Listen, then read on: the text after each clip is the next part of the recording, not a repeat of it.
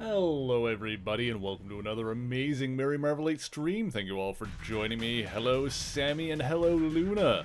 Today we're going to be playing some more of the X-Men Legends 2, which is the Sunday. It is time for the Marvel games. Should be a good time. This one's been pretty fun so far. Just kind of dropping lightning on stuff as Storm. Yes, I saw those in the Discord, Luna. Those are pretty awesome. Actually, I appreciate that. Yeah, we're gonna get into this. We're gonna load the game. Actually, before we get into this, I kind of put out the call on my YouTube channel today to let everyone know that that Patreon is an option if people want to support me. And yeah, the new ones didn't. A couple of people have done it so far and have not shown up on the bottom of the thing here, which I thought they were supposed to. So I'm just gonna shout a couple of people out real quick. I think I can play it through here. Here, this should do it. Boop, will this work? There we go. Yes, Chris Valenti has become a Patreon supporter, so thank you very much to Chris Valenti, as well as Miss Oblivion. This is when I'm gonna play. There it goes. Yes. There it goes. Cool. So yes, and thank you as well to Miss Oblivion. There we go. Now their names are at the bottom there, properly. And of course, anybody that does support me via Patreon will get the Mighty Avenger role on the Discord server, as well as a special thanks at the end of each video. So, mucho gracias to everyone that helps me out that way. Oh yes, it is Mother's Day over in the United Kingdom, isn't it? By the way, it's like, did the times not change for you over there? I'm pretty sure that because daylight savings time is a thing here, and it like happens later in the UK, I think. That I'm starting at like the same time today for me, but like a different time for UK people. And then I have friends over in Arizona as well. Like if you are familiar with the Pixel Mavericks, who are good friends of the show, they live in Arizona. So does Lexi T Rexy, which is another streamer I hang out with sometimes. They're all in Arizona, and they just don't have daylight savings time. And I'm like, oh, the dream. I had to like lose an hour of sleep today, and then lose some more because Zant was running around and jumping on stuff, being a frickin' psychopath. He turned on my computer at one point during the night, which means he got on top of it, or like, you know, at least pressed the frickin' button on it to start booting it up.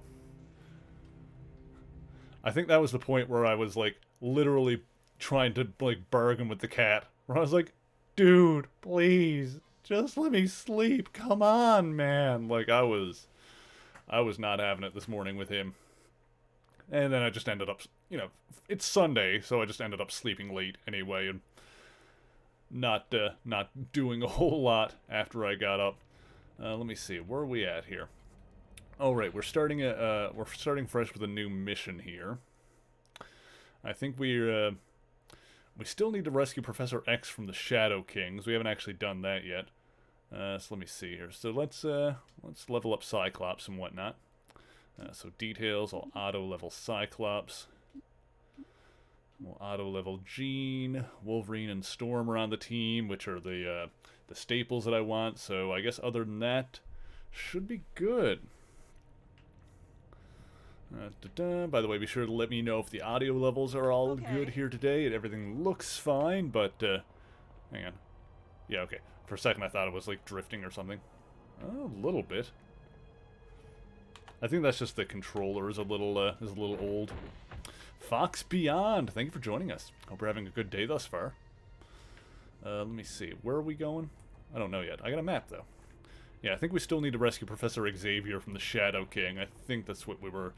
Because last time we ended off, I kind of wanted to do it... can't go that way. I kind of wanted to do it in between missions, but I know the last mission kind of led directly into this one.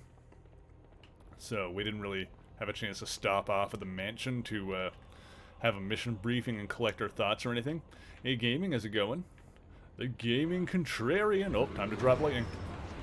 We got baddies. We got spectral fiends. The spectral fiends are descending upon us. That's what I'm going to call internet trolls from now on. It's like, oh no, the spectral fiends are here. Whatever will we do? Can I go this way? Out of my way, door. Well, this doesn't appear to be working. Can I break through the wall?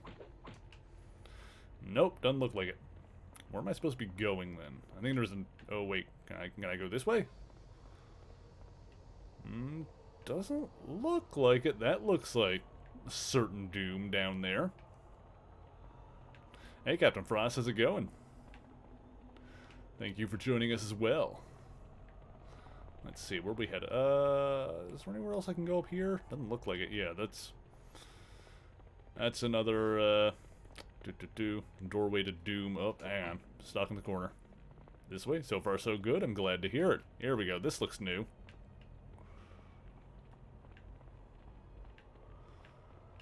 Oh, there's some baddies. That's a good sign. That means I haven't been this way yet. I'm the best at what I do. Jars can be smashed. Excellent. Ooh, what's that? Oh, that's the, yeah, the super move thing. The extreme power.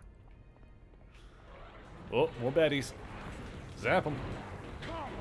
Oh, one of them's energy resistant. Yeah, the other guys can punch them up. I can lean back and zap. See, worked out beautifully. Oh, there's another one. Get in there and give this one a couple punches here. There we go. Beautiful. Hey, you can zap this. That didn't really do much. Donating plasma, helping medicine. Ooh, that's awesome. That's good to hear. Gaiman's being the real hero today. Let's see. Hop. Oh, boy. Steady on, lads. The spectral fiends are here. Da-da-da.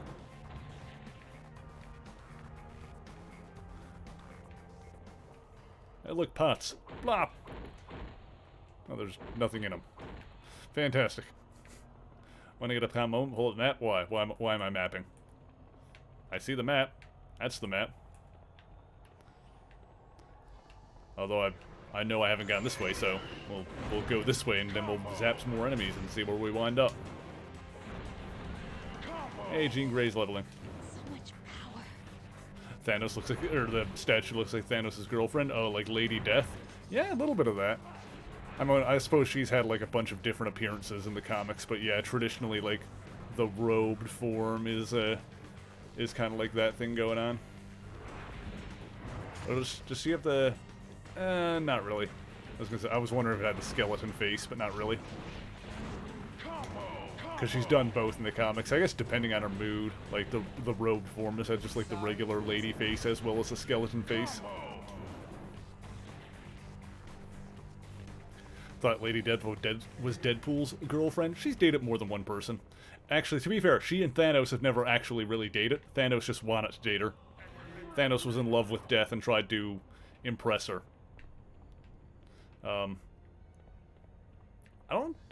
Did Deadpool actually date Lady Death, or was she just like messing with him in order to screw with Thanos? I don't remember how that went down. I know that Deadpool was married to like this succubus demon vampire lady named Shikla before. That was fairly recently.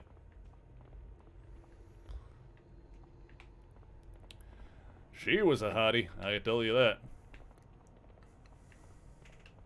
Let's see, who else needs to get zapped? Oh, there's someone. Right on cue.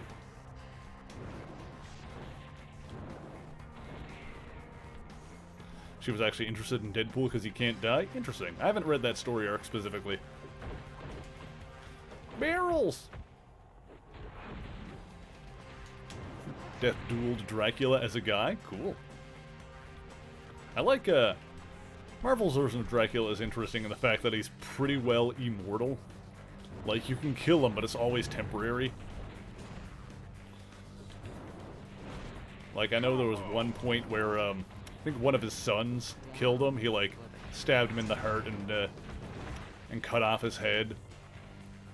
And then, like, during the Curse of the Mutants arc in X-Men, they, like, needed Dracula's help again in order to, like, take out his sons. So, they, like, got his body, stuck his head back on, and pulled the stake out of his heart, and then he came back to life. Ancient Room Disc. Oh, careful. Let's see here. What's this? Gimme. Give me the thingy. There we go. She wants what she can't have. Which hero would never become... Oh, which hero has never become a villain and vice versa? That's a good question. I mean, I'm sure... Can I hit... Can I fly over... hang on. Which is the fly button? There we go. Oh, right, I can't fly in the astral plane. I probably need Cyclops or someone for that? Huh. Oh, actually, I bet Jean can do it. Okay. There we go. Got it. That opened up that door that was over there. We just drop down to that? Okay, yes, good. I mean, I guess like someone like Spider-Man has never really gone villain mode. You know, the closest we've had to Spider-Man becoming a villain was when he switched minds with Dr. Octopus, but even then, like during that time when Doc Ock was Spider-Man, he was still trying to be a hero, so even then that still wasn't a villainous Spider-Man, it was just, you know, a super villain being Spider-Man and trying to be a hero. Twitter going crazy when Captain America was all Hail Hydra. Yeah, Twitter really overreacted on that one. A lot of people did anyway. That was one of those instances where like the writer got like death threats and stuff like that. And it's just ridiculous because, you know, it was a cliffhanger ending. And those are supposed to be weird and shocking and be like, what's going on? And of course, you know, but by the next issue that you find out that the reason that Captain America turned Hydra was because... Can I go this way? Yes. Like, by the next issue, you figure out the reason that Captain America had become Hydra was because the Red Skull used the Cosmic Cube to mess with him and, like, change his past, basically. So, yeah, it was all, like, a plot by the Red Skull. Obviously. You know, obviously it was going to be something like that, but... Yeah, no, a bunch of people took it, like, way too seriously and got way too mad about it. I mean, if you don't like the story, that's one thing. You're allowed to not like comic book story arcs, but when you start sending abuse and, like, threats towards the creators, that's when you've gone, like, way too far.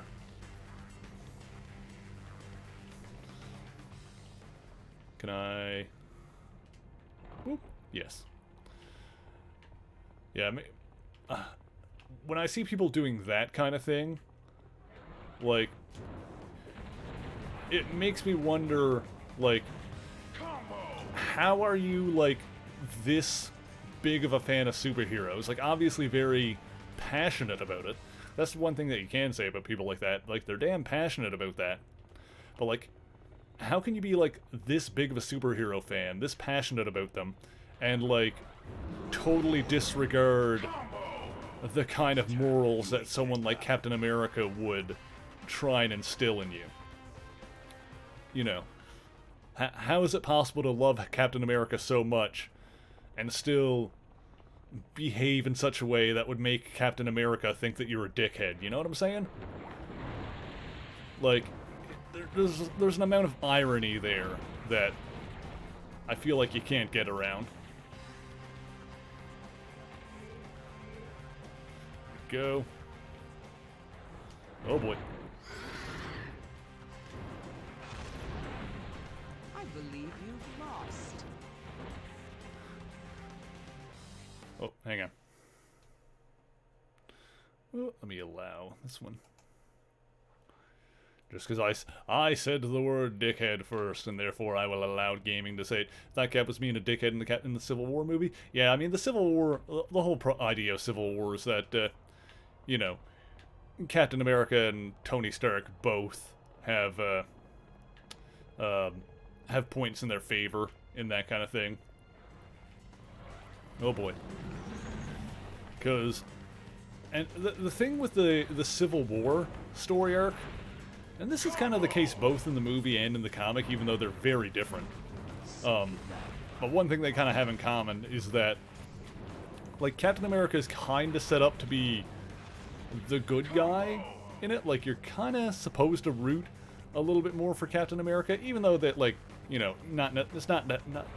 Not that Tony is a bad guy per se, but even more so in the movie, it's kind of set up from Captain America's perspective, what with it being his movie. But regardless, like, in any real-life analog of a situation like that, Tony would technically be right. Tony is technically correct that, like, people with their level of power, like, need to be held accountable and need some kind of oversight and stuff like that. And the main reason that we as the audience, you know, not in every case, obviously, because some people will disagree, but, you know, generally the only reason anybody sides with Captain America in the audience is because we know Captain America as a character. Like, we, the audience, know Cap, and we trust Cap, and we know that he can be trusted with the power that he's being afforded with. Like, we know Cap's hands are the right hands for that kind of thing, because we've seen his stories over the years, and we know what he's all about. But in any real-world scenario, you know, we as, you know, either civilians or other people or other heroes or government, like, whatever it is, like, you know, we would not have that perspective, you know? We as civilians in the Marvel Universe, we don't know if we can trust Captain America to that regard. Because you know, we know Cap's personality because we see his stories, but the people in the universe don't have that perspective. And so if this was something that occurred in real life, most people would probably, rightfully so, be on Tony's side. And that's kind of the brilliant thing about it. And thus is a great source of conflict. I mean, one problem with the movie doesn't go this far with it. One thing, and one problem that kind of manifests in the comic is that the comic goes further to villainize. Oh damn! I need Jean for this, I think. I'll just get her over here. Yes. Yeah, the comic goes further to villainize Tony in that, because even though, you know, technically Tony would be in the right, let's see. Yes. Okay. Even if Tony would be in the right there in the comic, in trying to make sure there's accountability and stuff, they also have, like, Shield and Tony, and that looks like an awkward pose. They have Shield and Tony go a little bit too far in that it's not just about... In the comic, it's not just about the Avengers being accountable, it's about, you know, the law becomes everybody... everybody that has superpowers basically becomes conscripted into Shield. Which is way further along than anything in the movie, where, like, the movie is just all about the Avengers having accountability, whereas, you know, the Sokovia Accords in the movie are focused on the Avengers, which is a voluntary thing that you join, versus the I don't remember the name of the Superhuman Registration Act in the comic, which necessitates that everybody who has superpowers needs to register with the government and have their, like, name and address and identity be turned over to the U.S. government. So it's not even...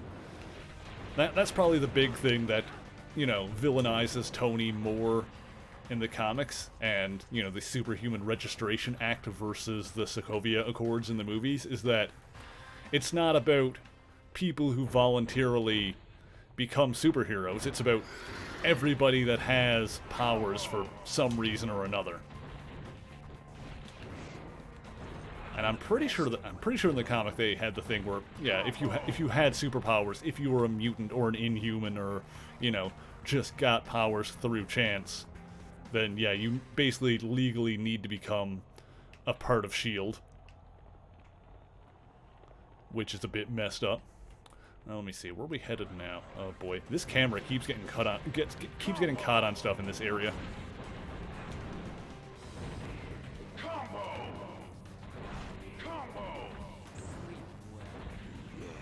There we go.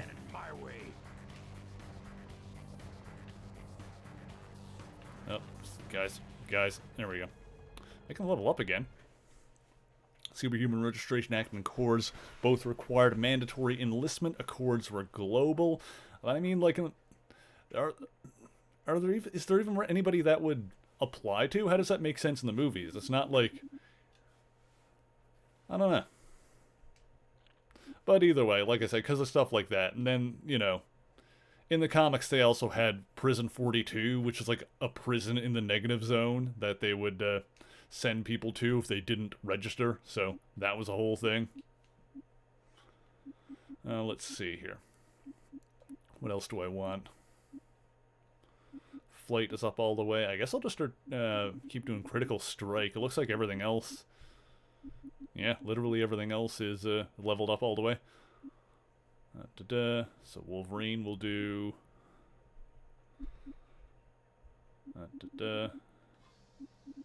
Yeah, I'll just auto Wolverine from here on.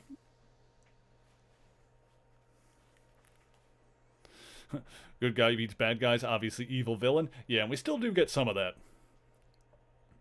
I think the thing is, we got... for a while there, we got a bit too much of the hero versus hero, or the hero becomes compromised and stuff like that. It's the kind of thing where it's like, I like those stories, but you don't want that to be all the time. You still want to have some, like, just straight up hero versus villain stories.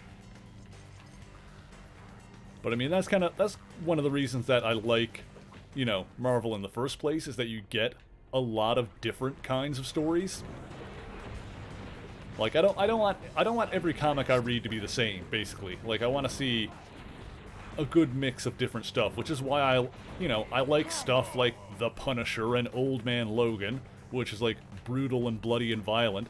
But I also like stuff like, you know, The Unbeatable Wasp, or Moon Girl and Devil Dinosaur is a good example. That's like a really, you know, sweet, kid-friendly comic that's just kind of fun. You know, I like having both of those, and I wouldn't want either one to be the only thing that I get. They could not use the negative zone option in MCU due to Fox, so they came up with the Raft. I mean, I feel like they wouldn't have used the negative zone anyway. That kind of would have been a weird step forward for that to be the introduction of the negative zone. I'm sure if when we see the negative zone in the MCU finally, it'll be like a Fantastic Four related thing. Better luck next time. Which I am looking forward to. I'm curious to see what they'll end up doing with the FF in the MCU. Also, hey Vela, how's it going? Not sure if you can hear me, but I always appreciate a lurk, and thank you very much for entering the Marvel race. Anybody that wants to get in on that, be sure to put !play into the chat. Oh yeah, Doctor Strange too, especially after WandaVision, which I feel like leads into it a lot. Can I just go this way? Man, the camera getting caught on the scenery here is becoming a little bit of a problem. I think I'm just supposed to go this way anyway. Hey Crimp, how's it going?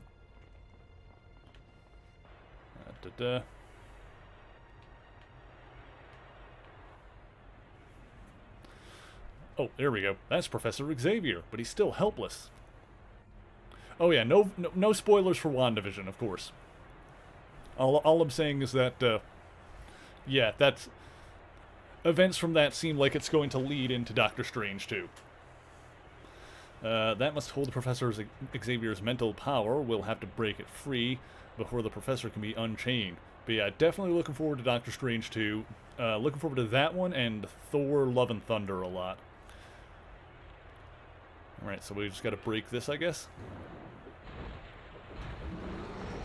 Oh boy, here comes the baddies. Alright, I'm just gonna do some lightning, and this will take care of this and baddies at the same time. Sweet sucker.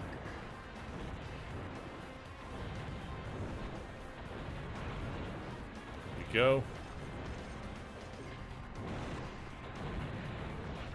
Oh, almost got it. I don't have enough power. Oh man, hang on. Hang on. There we go. Chuck.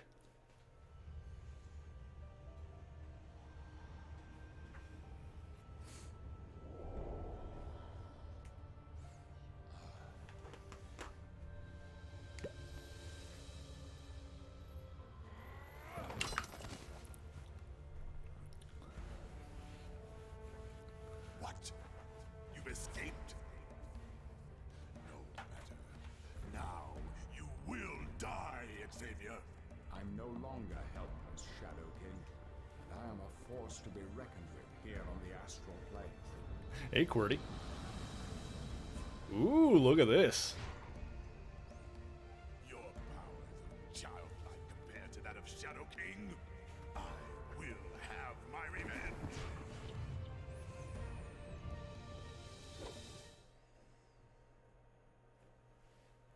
Oh, are we playing this? How's this gonna go? Favorite Marvel hero and villain. Spider-Man is probably my favorite hero overall. Oh yeah, we're playing as like Gladiator Xavier. All right. Also, he can level up, I guess. I'll just do an auto level for whatever. Let's see details.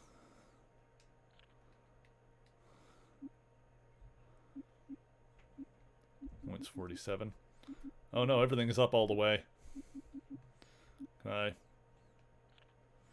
Yeah, this is already... Okay, for... Accept. Hey, Jurassic Jacob. Just lurking? Is all good? Oh, where'd the Shadow King go? Where is he to? Here he is. Aha! This is cool. Oh, multiple resistances. Alright, what do we got here?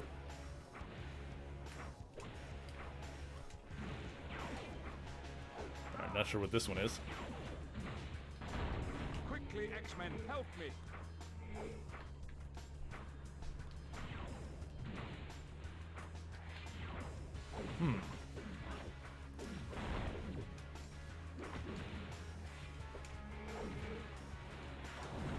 Oh, that was cool. Sidekick Maelstrom! Neat. You should have retreated. You should have retreated. Yeah, favorite Marvel heroes and villains. Yeah, favorite hero is Spider-Man overall. I love me classic Spider-Man.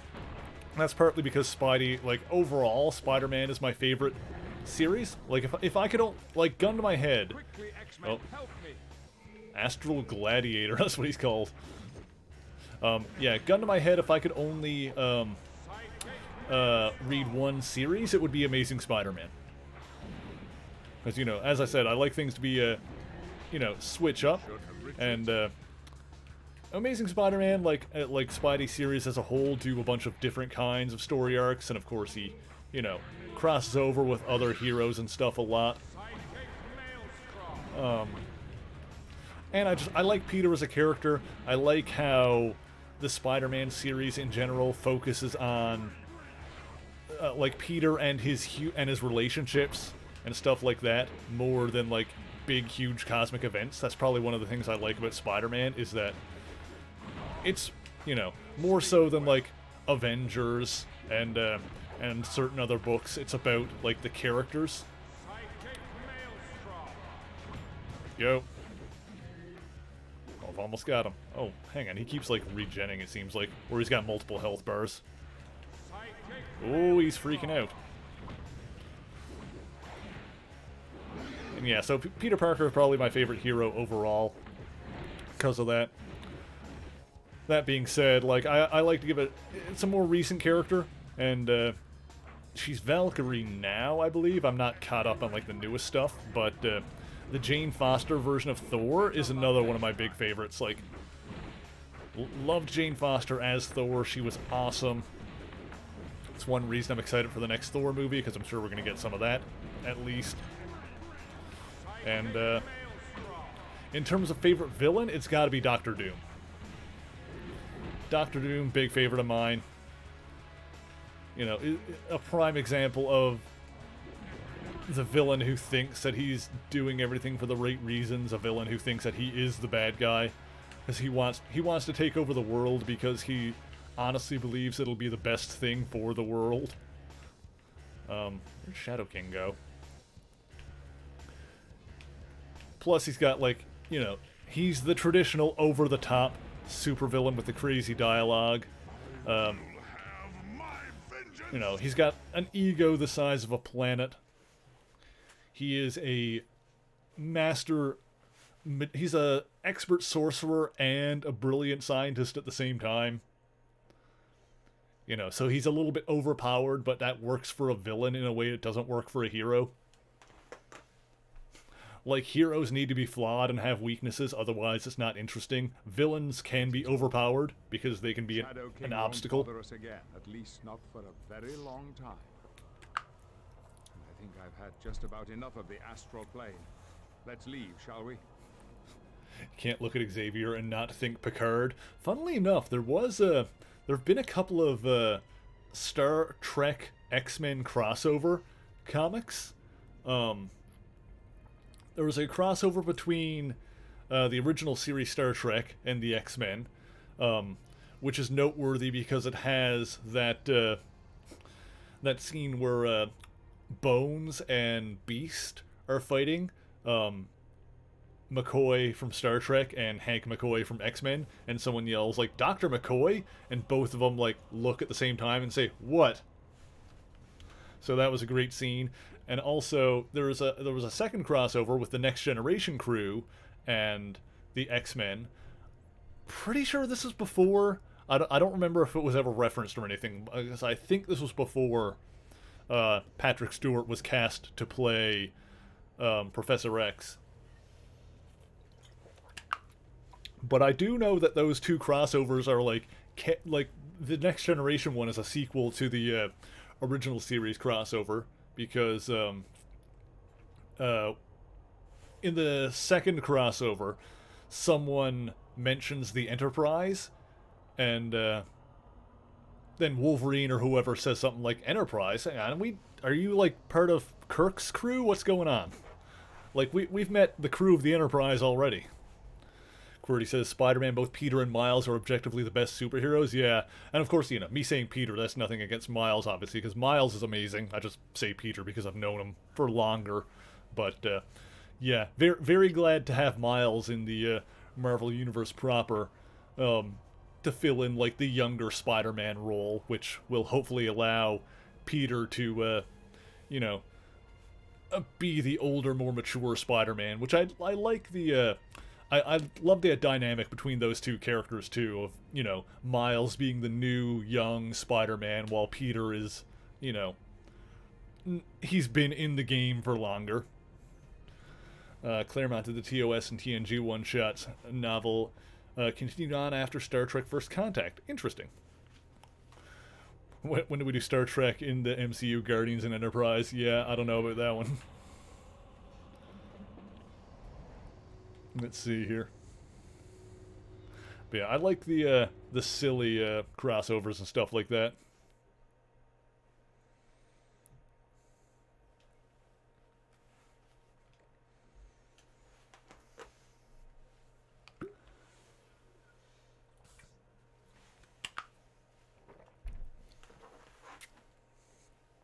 Okay. Alright, we're back in the mansion here. Hey, Cyclops, you got anything for us? Allison, I'm glad you're here. What's going on? What's going on, Cyclops? Just looking at some tactical charts.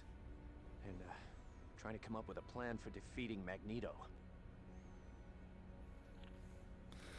Okay. The X-Men have battled Magneto before, haven't they? Yeah, we fought Magneto many times. And I'm sure there are those who think we should kill him the next chance we get. Because he's never gonna change. But that isn't our job, Allison. The X-Men aren't a death squad. Plus, you know, I don't know how this game relates to, like, the comic book story arcs and stuff, but Magneto does sort of change. Like, he's always going to be Magneto, but he does become an X-Man later. Heck, for a while he was the leader of the X-Men. Then he kind of... he became an X-Man, and then he was their leader for a bit, but then he also, like, went a bit more villainous after that, and then he's come a bit back more in a heroic light after that. So he's kind of, like, gone back and forth, but you know, for him it's all about protecting mutant kind, so he's gonna do whatever he thinks is best to that goal. What's going on, Cyclops? Oh. Just looking at some tactical charts. Any way we can help, yeah. Is there any way I can help? Well, if you're willing, you'd be a major part of my current plan. At the end of the novel, Logan left danger room scenarios for Worf to try in the holodeck against Logan's toughest fights like Juggernaut. That's funny. That's pretty cool. What can I do against someone like Magneto? We need your ability to control solidified magma. Juggernaut would be a tough one, though, for Worf, I think. You mean rocks? What rocks do you need me to control? The ones we're gonna fly the X-Jet through on our way to Asteroid M. I thought that's why we got that gear from the Sentinel factory. Juggernaut was an X-Man? When was that? You'd be our Or insurance was that policy in when case something are you goes talking wrong about when and asteroids are in Colossus places they was shouldn't be? Juggernaut? Insurance policy in case something goes wrong, yeah. Really? The team needs me? Magma, you're the only one who can do it. Kane Marco? Okay. If it'll help the X-Men, I'd be proud to push the master. Implied he was gay? Huh, maybe Juggerty's bi.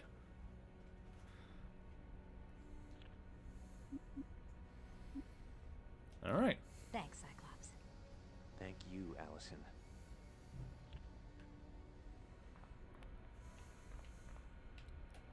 He was on Iceman and Nightcrawler's team. When was this? Start the Asteroid M mission, yes. Which is also funny because Juggernaut is not a mutant, but...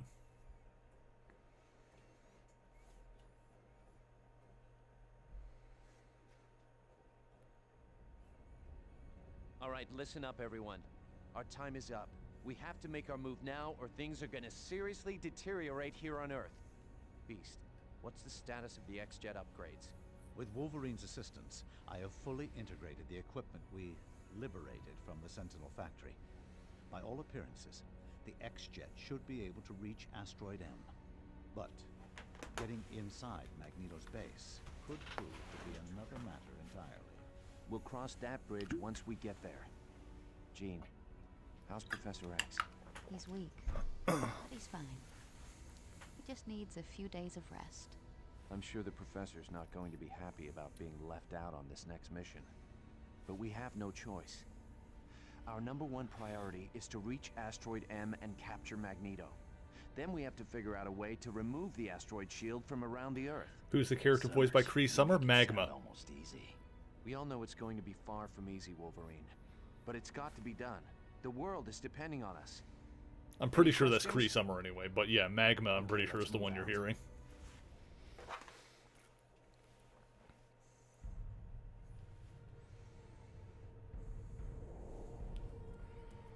Cree Summer is one of those voice actors that's just in so many things. You've got Chinese for dinner? Nice.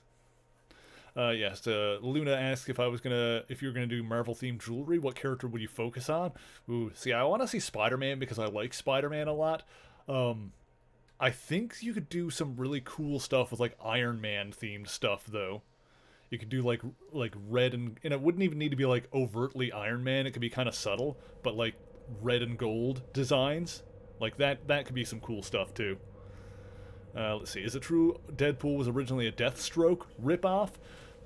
I don't know if I'd say ripoff, but unless it was like an intentional homage, but very much a similar character and like even a similar name to the point that, you know, Deathstroke's real name is Slade Wilson and Deadpool is Wade Wilson, so very similar kind of thing there.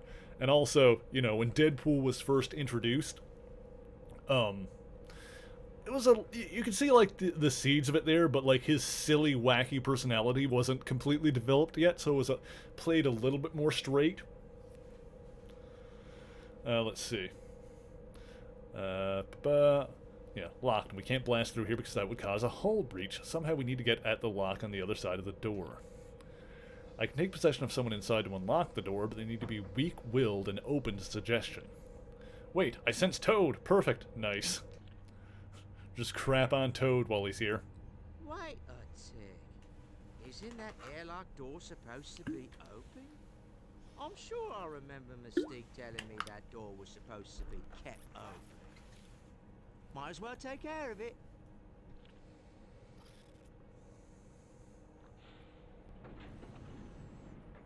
Ow! Not you bloody bunch of do-gooders again! I love Toad's voice in this game.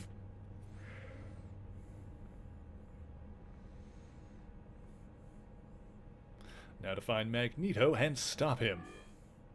Alright, looks like we got Emma on the team this time around. Alright, let's do our levels here. Do I like the more human-looking Toad or the less human-looking Toad? I feel like there's, like, it's the kind of thing where you kind of want to strike a balance. Because, like, I don't really have any, let's see here.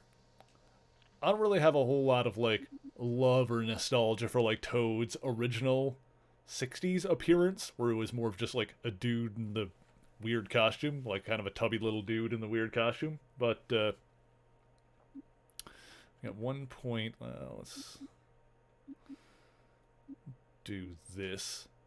Yeah, I feel like there's a way to balance that out in a way that works. Like I think it kind of stops working if you go too far in one direction or the other, if you know what I'm saying. You know, like the one in X-Men Evolution. That's probably a good example. Like that like kind of level of toadiness is pretty good.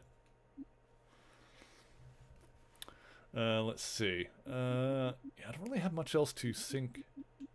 Yeah, we'll just keep going with critical strikes for now. I don't really have much else because I'm not gonna. Even if I get whirlwind and the other things, I'm not gonna use them, to be honest. I'm just gonna drop lightning like a mad lad. Wonder how close we are to the end of this. I guess we'll see. Right.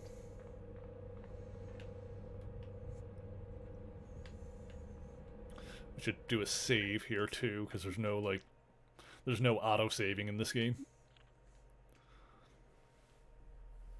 Really all for Fox X-Men's Toad design, like in the first movie. Yeah, that worked alright for that.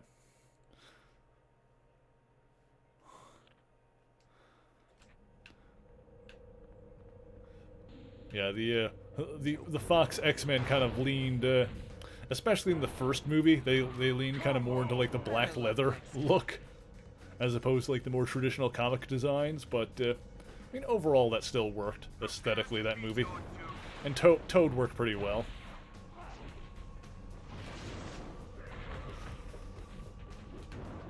It was a shame that we never really got to, you're energy resistant.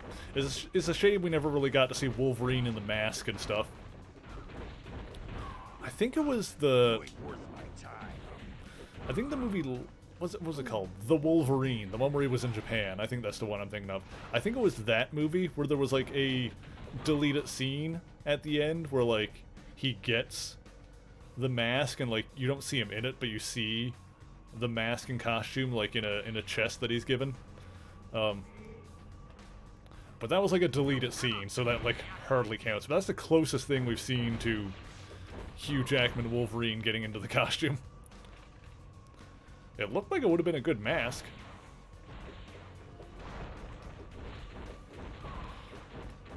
But I mean, that's just kind of the aesthetic of that whole series in general. Partly because of the time that it started. Like, I feel like it wasn't really until, because X-Men came out, what, 99, 2000? Around there? I think it was 2000. It wasn't really until Spider-Man 1, like a year or two later, that that really showed off that, no, you can do comic book accurate costumes and make them look good. And then the MCU overall has been pretty good at that kind of aesthetic of, you know, making the costumes look fairly comic book accurate, but, you know, adapting them to the screen in the way that they look good. Instead of just throwing them out completely and going for, like, a black leather look. Which, you know, in some cases that, you know, in some cases just going all black works. Like the Tim Burton Batman movies. Those are, you know, that original Batman costume is, you know, definitely for the time, but still looks pretty good. It's a good screen representation of Batman for that time period. There's a gag reel where Hugh ran around on set in the yellow spandex. That's funny. Yeah, I mean, they even had, like, the line in that movie making fun of it, like, when Wolverine gets, like, the leather costume. And Cyclops says something like, what would you prefer, yellow spandex? Which is one of those jokes that a character makes in the... It's a weird line because it's one of those lines that only makes sense if you're the audience and you're familiar with the material that it's based off of, because it's not a reference to anything that's actually in universe. Hello? Oh, it's a Morlock. We're the X-Men. Where can we find Magneto? I don't know, but I'm sure someone around here could tell you. You actually go out in public in these? Yeah. Yeah, X-Men was 99. Okay, yeah. So yeah, because even though the series, like, aged past that, like, continued going... Hang on, there's a healer somewhere. Even though the series continued going beyond that, they, yeah, their design aesthetic was very much designed by, or defined by that time that it started, so... You're energy resistant.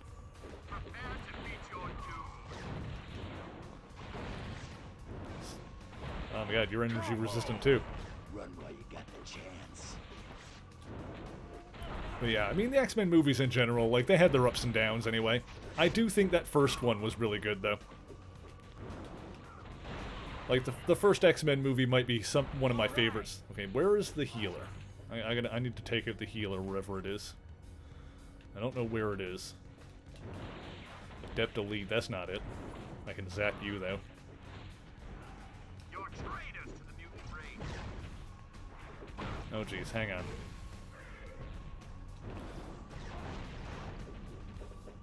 But yeah, I do legitimately like that first X-Men movie. I think I've said this before, but First Class is my favorite one out of them.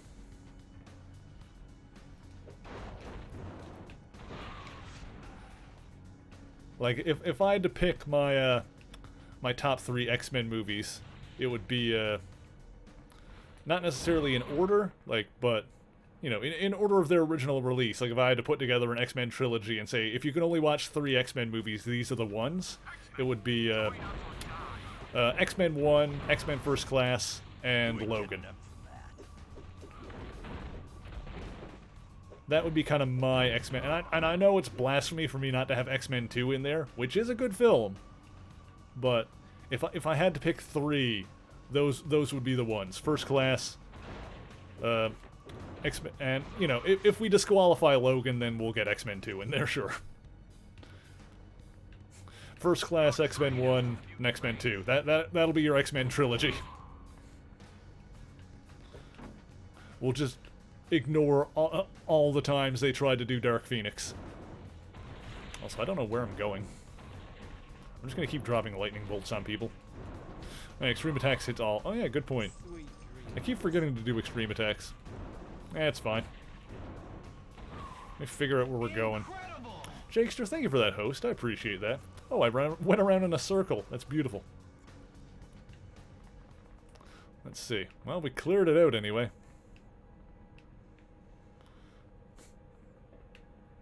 Yeah, X-Men First Class is probably the closest time in the X-Men movies that they it's the closest they got to, like, the comic costumes, because they clearly, you know, well, they did costume, even though the team was completely different from the First Class in the comics. They kind of used that 60s first, like, the original X-Men design for the costumes, which worked pretty well.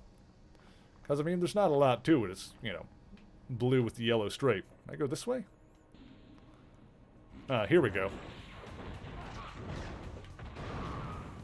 Better luck next time. Next time. I'm tearing ass through this at this point. Sweet. Can I go through here? Yes. Nope. Wolverine, don't be a naysayer. Oh, powers. I need to press the button to continue on. Hope we're having a good day, Jakester. Thank you for joining us.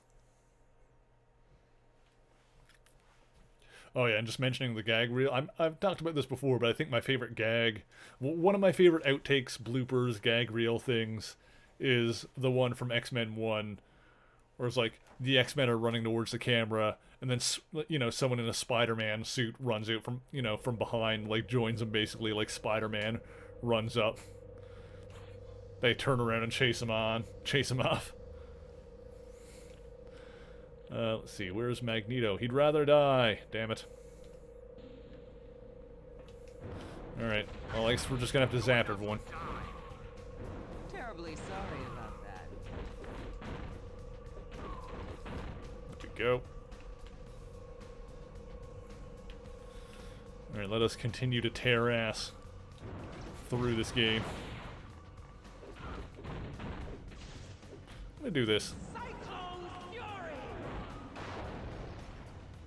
There we go. Oh, you guys survived. How dare.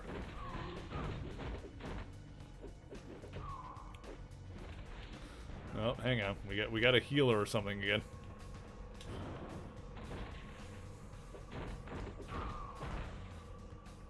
I don't know who does the healies among these guys.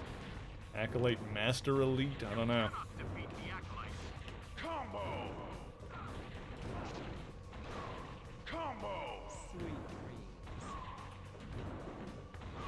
There we go.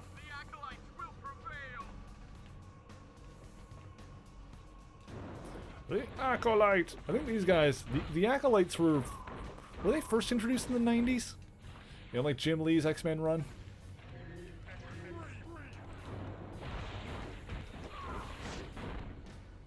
That's when I remember seeing them the first time. I don't know if they were around before that.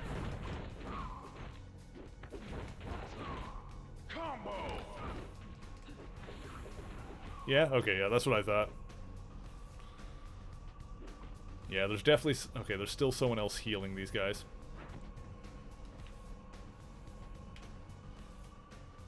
Fabian Cortez, X-Men 1, yes. Oh, I can go this way. Zap! Yeah, because I think that's like... Because that was when Magneto kind of started becoming a villain again after, you know, he had been an X-Men ally for a while. If I remember correctly. We both know you're going to lose. My X-Men history is a little fuzzy, and there's a lot of it. Guess you didn't want a piece of me. There we go. Ah!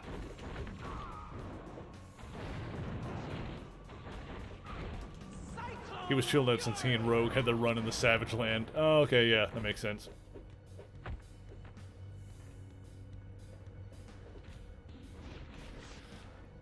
Yeah, I do remember that was like a big thing, was that, yeah. That X-Men series saw the return of Magneto, basically him coming back and being a big baddie again.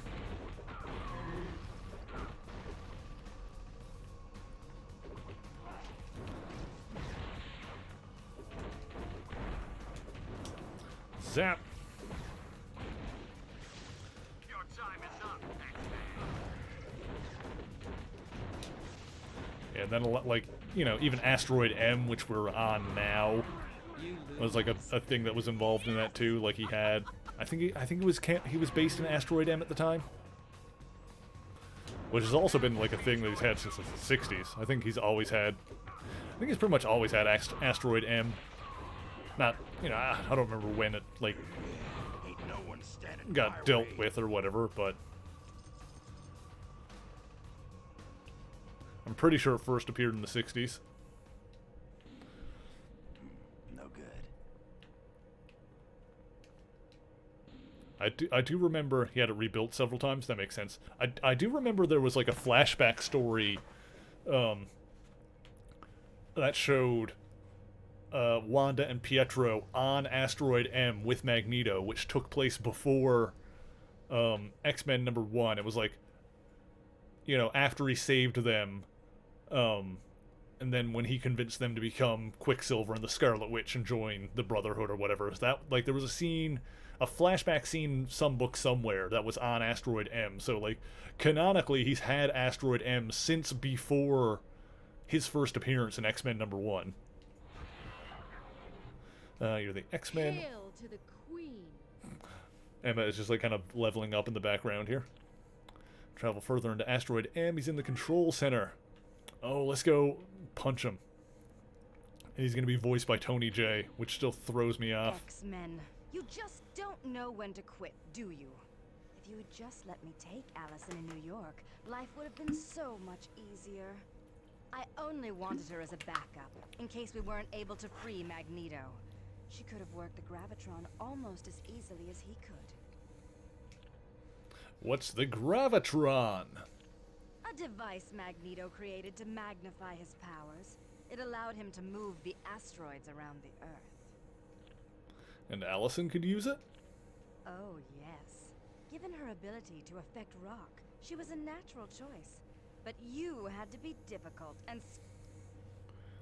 Stop me from kidnapping her. No, X-Men is payback time. Yeah. I guess that line was too long. They ran out of data. Had to cut it off to fit it on the disc. Very well. Let's see. I gotta level up here.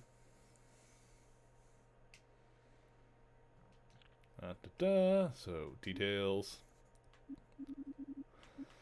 Do another critical strike. Let's see.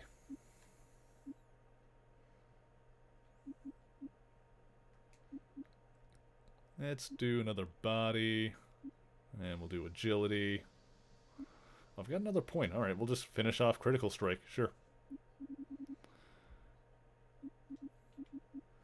Let's see. Which one would I want after this? Wind Vortex. Protective Vortex. I guess we'll do the shield one. And everyone else will just auto. Boop. Boop. Boop. Done. Alright, sweet.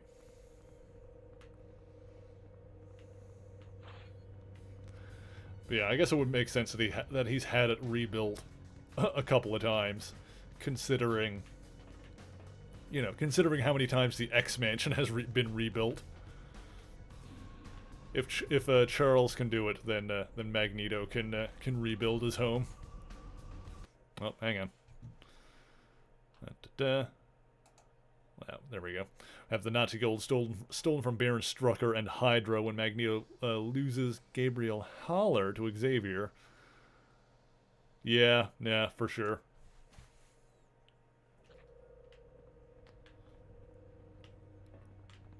And it makes sense that if he was able to make that thing, you know, one time, then he would be able to do it again. Can I go this way? Okay, yes, there we go. This is like a teleporter we can get in.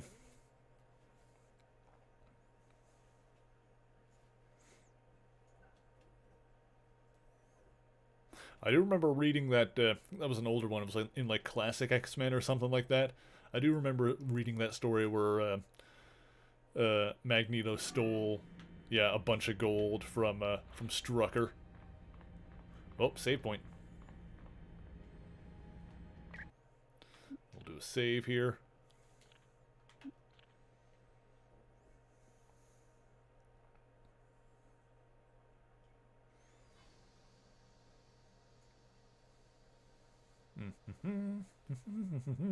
There we go. Oh, so this is cool. You can like see out the window. That's pretty neat.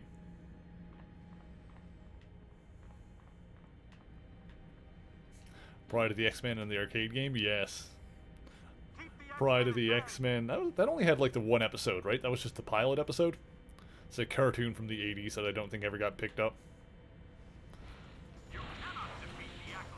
It also had Australian Wolverine as another example of that. Wolverine with the Australian accent. Guess you didn't want to taste me. These guys only regen a certain number of times. I don't know. I don't know if it's worth it to keep knocking them down. Let's see. These are just like living quarters here. To figure out where to go here. Yeah, these are all dead ends. There we go. Sorry, loser. Smack him down. Oh god, that guy's got lasers. It's mostly the color scheme, but he totally reminds me of Alpha Trion from Transformers. The red and purple. I guess that's Magneto's colors too. Pilot was not picked up. Yeah, I thought it was just the one episode. Had a banger of a theme song though. I actually really like the theme song to Pride of the X-Men. It's like X-Men, X-Men, this is the day. X-Men, X-Men, coming your way. And then of course it gets like really 80s. It's like, Magneto's hordes are on the way to pillage, burn, and plunder. But there's one team that will not yield, the team that strikes like thunder. Very good. There's been a bunch of good X-Men theme songs. There was that one. Obviously, there's the 90s X-Men theme song, which is classic at this point. There's the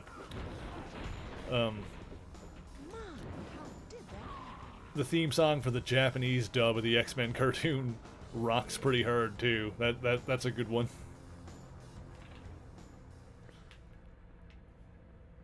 Also, that has like the Japanese theme song, or the for the Japanese dub of the 90s X-Men cartoon has like original animation for it that is really cool. So if you haven't seen it, you totally need to check that out. What's going on in here? Nothing. Just another dude.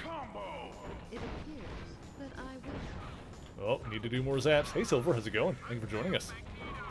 I feel like we gotta be getting close to the end of this game by this point. Well, inventory is full up. We get to a spot, I'll unload some stuff. Zaps! Actually, I should see if everyone here is equipped, because Emma might not be. Let me see here. Boop, boop. I know Storm is good. Focus enhancer. Ooh, I can give her a super focus enhancer. That's perfect. And super nanofiber armor. Excellent. Okay. I can upgrade some stuff here. Inertial dampener. Let's keep that. This is all fine. Yeah, Wolverine is good, I think. Yeah. Give her the super. Give you that. Weakness analyzer. And what is that? Oh,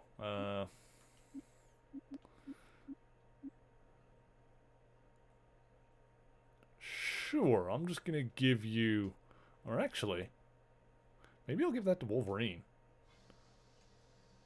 Yeah, I'll just give that to you, whatever. As long as someone's got the rare stuff. You got that. Do I have a better one to give you? Super something.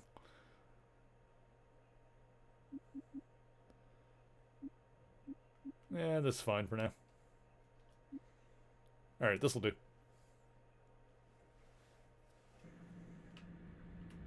Yeah, Magneto's got the Earth covered with rocks, which is why we need to deal with him now. Do not allow the X-Men to reach the control center. Oh, we're reaching it. We're going there. It's happening.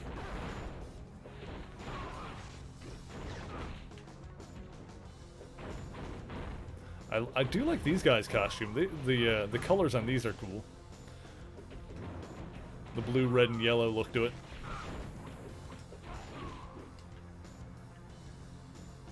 Some cool armor designs.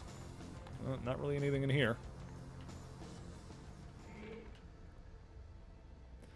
Keep going this way, I guess. Aha. Nope. Command center. Yep. Here we go. Magneto. He's gonna show up sounding like Megabyte.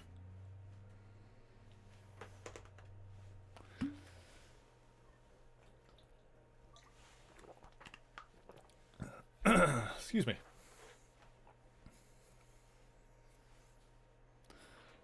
Alright. The X-Men can't be allowed any closer to the control center. Alright, alright. I'm assuming this all means we're headed in the right direction.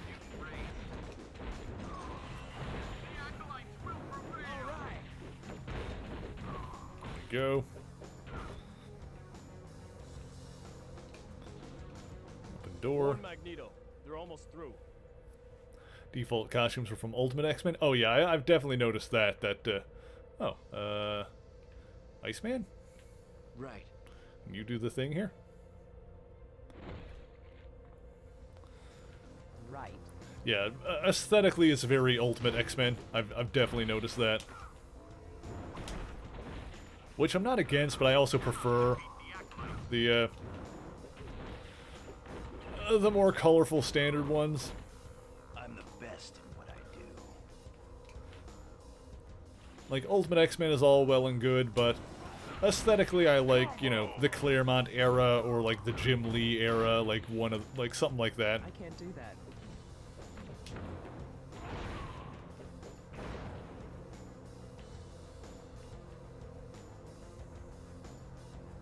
Join us, X-Men, and rule over the humans like gods. Or I can just keep dropping lightning on you guys and it'll be awesome.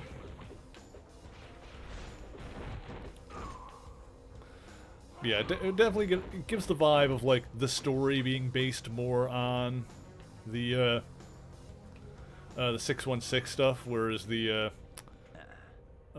aesthetics are kind of Ultimate Universe. Let me see here. We'll do a save, and I'll unload some stuff that we can sell.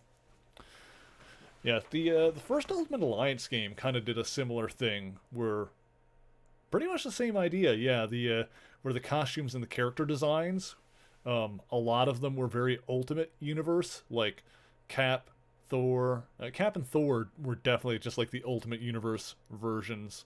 There's a Forge, we'll sell some stuff. But, yeah, the story was way more 616 inspired. I'm just gonna get rid of a lot of this, like, basic stuff. Unlock any alt costumes. I have not figured out how to, like, change any costumes or anything like that, so that is not a thing that has happened. Alright, so I can buy some various stuff. Ooh, Ultra DNA Generator. Ooh, okay. That's cool. Is anything else here like the Ultra version? How much does the Ultra one cost? I think I've got Super DNA Generator on Storm now.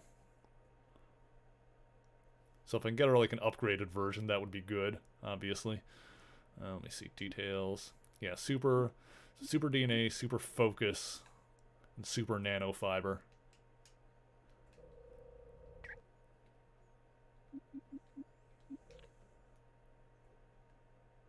So, let's see.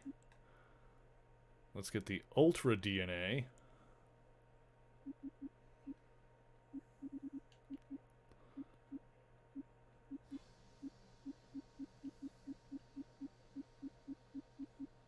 Yeah, and everything else is fine.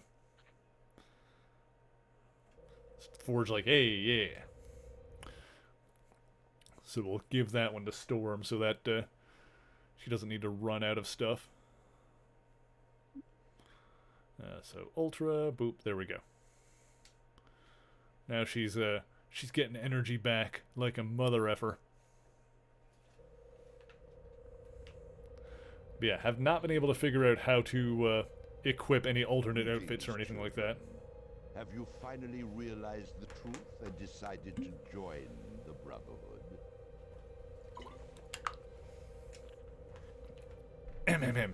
Magneto, there's no need for this. Humans and mutants can learn to live together.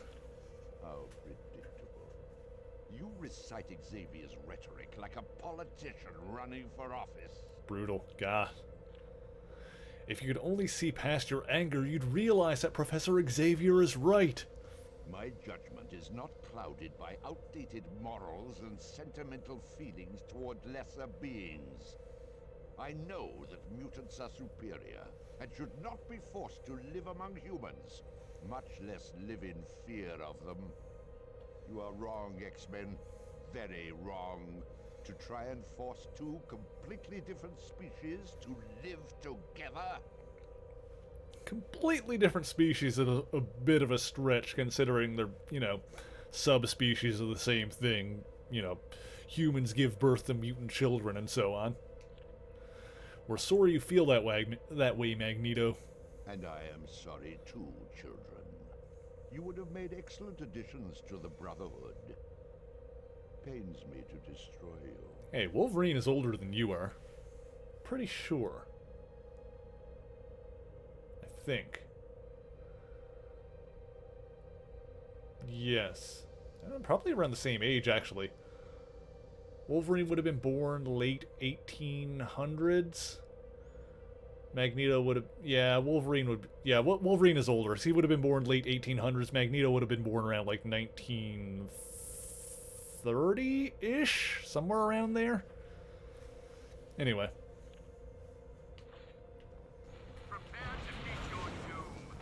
Nope, we're doing it. We're fighting Magneto. How about a bit of this? Time to consult the convenient histories of Magneto and Wolverine videos to fact check. Oh my god, if only someone had a video on the complete history of Wolverine they could look at. I need to do a Magneto one. I haven't done Magneto yet. That is something I would like to do at some point. Because Magneto is rad. Oh wow, I got like frozen or something for a second there. Like locked in metal.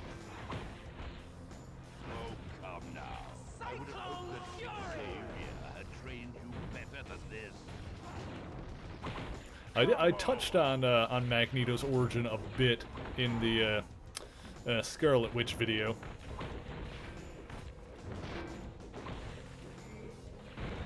But yeah, I definitely need to do one dedicated to him at some point.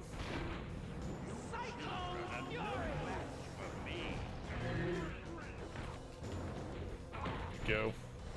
But hello, Vento, by the way. Hope you're having a fantastic day thus far.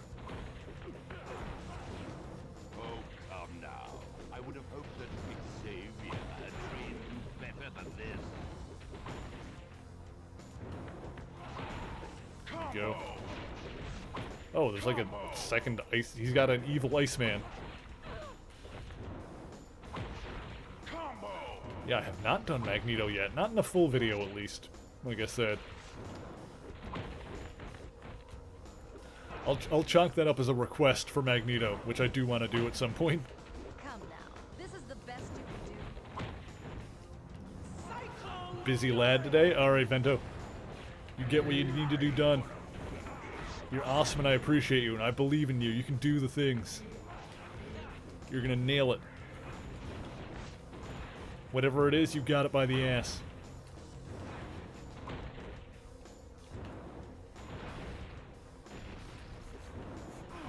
Magneto, Black Widow, Captain America. Let me see. I feel like those are actually known quantities. Because like I said, Magneto would have had to have been burnt. Well, yeah, Magneto would have had to have been born around 1930. Because he would have been like a preteen / teenager in the 40s. So he's around that area. I think Black Widow was born around 1912? I know it says it in like one of the official handbook of the Marvel Universe, but it's like around, probably around 1920, around there. So she's definitely older than Magneto by at least 10 years. And Captain America, he would have been, what, around like 20-ish in 1940 or 1941. When did issue 1 come out? That was around... So yeah, he would have been born around... Probably around the same time. So Cap... Cap and Natasha are probably around the same age, actually. I would say Cap is probably a little bit younger, because he might have been, like, you know, 18 or however when he became Captain America. I don't know. So I don't know if that was ever actually said. But yeah, I think...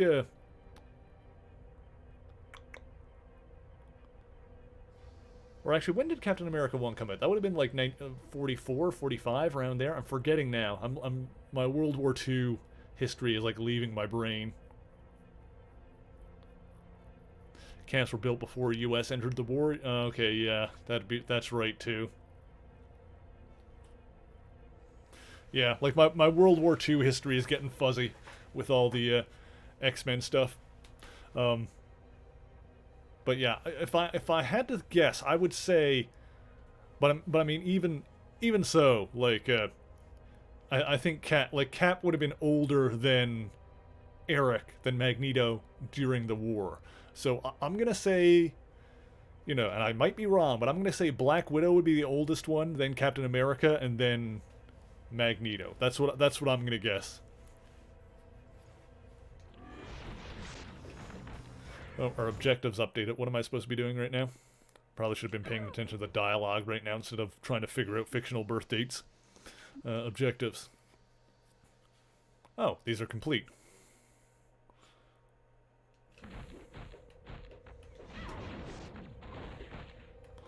Who is... Oh, this is Mystique being a freaking pain in the dingus. There we go.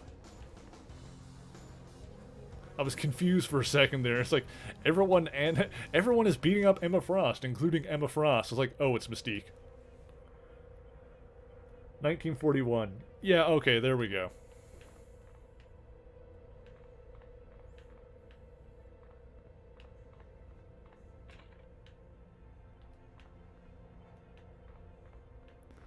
Yeah, that's it.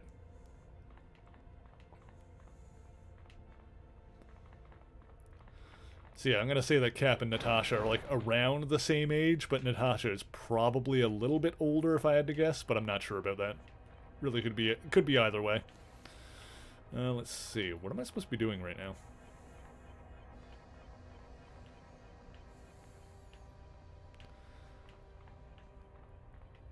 And of course, you know, we've got the sliding timeline and whatnot, so everything gets a little fuzzy anyway. Like ages don't necessarily stay consistent.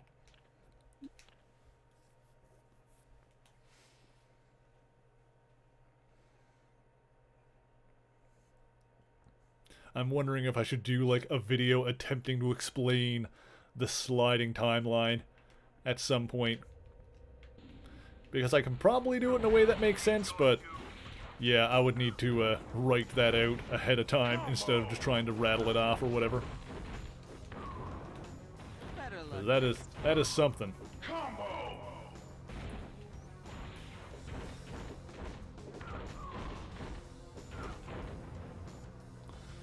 Go. Oop. Hang on. No, this is a dead end. Oh, hang on. There's another exit over there. We can go through there.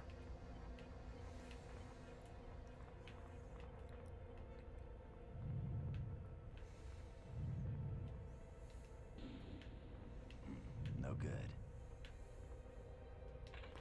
Here we go. Challenge Psylocke. Cool.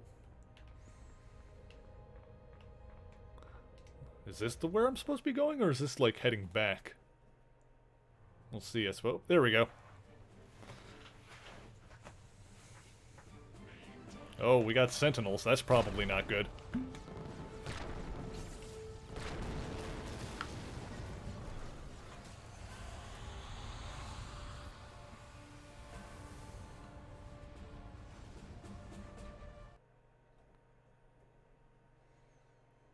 Have I done the first line? What is that?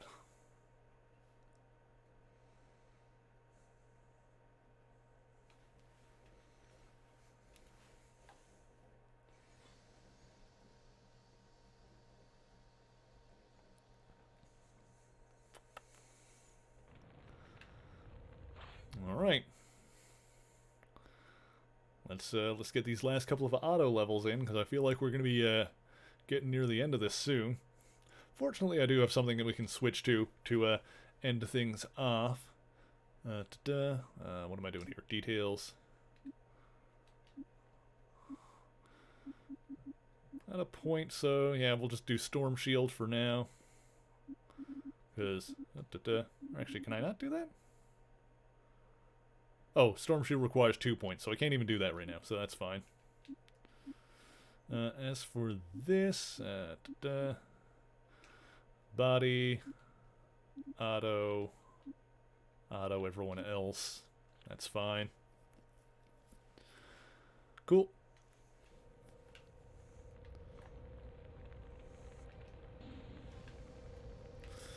Oh boy. Oh boy. At least we get to fight some more sentinels before we're done. Oh jeez, hang on. Hopefully they're not energy resistant or anything. Oh wow, these guys are being a pain. There we go. Sorry, loser.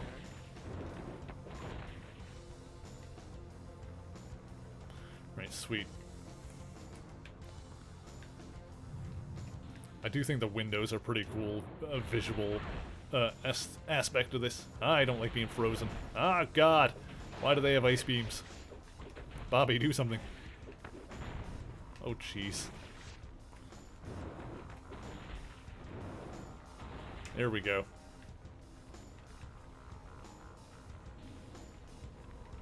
No good. Proximity key card. Okay, that seems important. It's a story about a time traveler going back through the sliding timeline to an unheralded group of Silver Age heroes stop a Skrull invasion before Fantastic Four #1. Interesting. Yeah, I was actually, you know, just in case you guys weren't sure if I was a complete and total nerd or not, yesterday while I was walking to the store, I was thinking about the sliding timeline and how I could potentially explain it. If I was ever going to do that video, I would need to, like, look up and see if I can find, like, every instance, maybe not every, but whatever I could, like, instances of the sliding timeline being referenced or hinted at in canon. Because it's one of those things... Oh, I need a key card. It's one of those things that you don't need to necessarily worry about as a reader, because it hardly ever comes up in, like, as an actual plot point. Oh, look, Havoc is here. Thanks. I thought I was gonna die in there. Why were you locked up? Turns out the Brotherhood doesn't like dissenting opinions. When I finally figured out that Scott was right about Magneto and tried to speak out about it, I wound up cooling my heels in here. Glad you saw the light. I'm ready to come back to the right side of the tracks, if you'll have me. Havoc, we'd welcome the help. Alright, sweet. We got Havoc on our side. Yeah, the sliding timeline is the kind of thing that you don't necessarily need to worry about too much when you're reading the actual books, because it hardly ever becomes an actual plot point. But they did, like, reference it and kind of explain it a bit in canon in the Ultimates series, which was cool. Oh, no, that's the one I can't go in. Where am I going, then? This way, it looks like. Yeah, it'd be fun to do a video on at some point.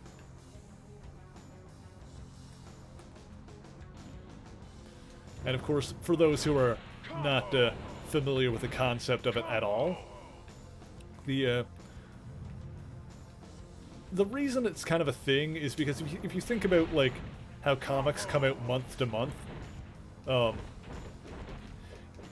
you know, you could have a comic come out 1 month and then another comic comes out a month later, like the next issue. So it's a month later in real time, but it might only be, like, you know, a couple of days later in, like, the comic book story, or you know, the second issue might only take place, like, immediately after the first. So, you know, several months of stories all occur in, like, you know, 1 or 2 days or whatever. Which, when you extrapolate that out, means that, like, years of stories, you know, years go by in real life, but they don't actually go by, like, you know, a much shorter amount of time goes by in the comics. which basically means that even though the Marvel Universe basically started with Fantastic Four #1 in 1961, and decades have gone by since then, like, only about 15 or 20 years have actually passed in canon. But then the caveat for that is that... Uh-oh. Like, the problem that opens up is that comics that come out typically take place in the present. So a comic that comes out in 2015 takes place in 2015. But because previous issues... This is why I need to write the stuff down before I try to explain it, because it's incredibly difficult for me to rattle off the top of my head. Like, it's something I really need to put more time into, like, explaining, so, you know. If you don't understand, don't worry, I get it. It's gets kind of confusing.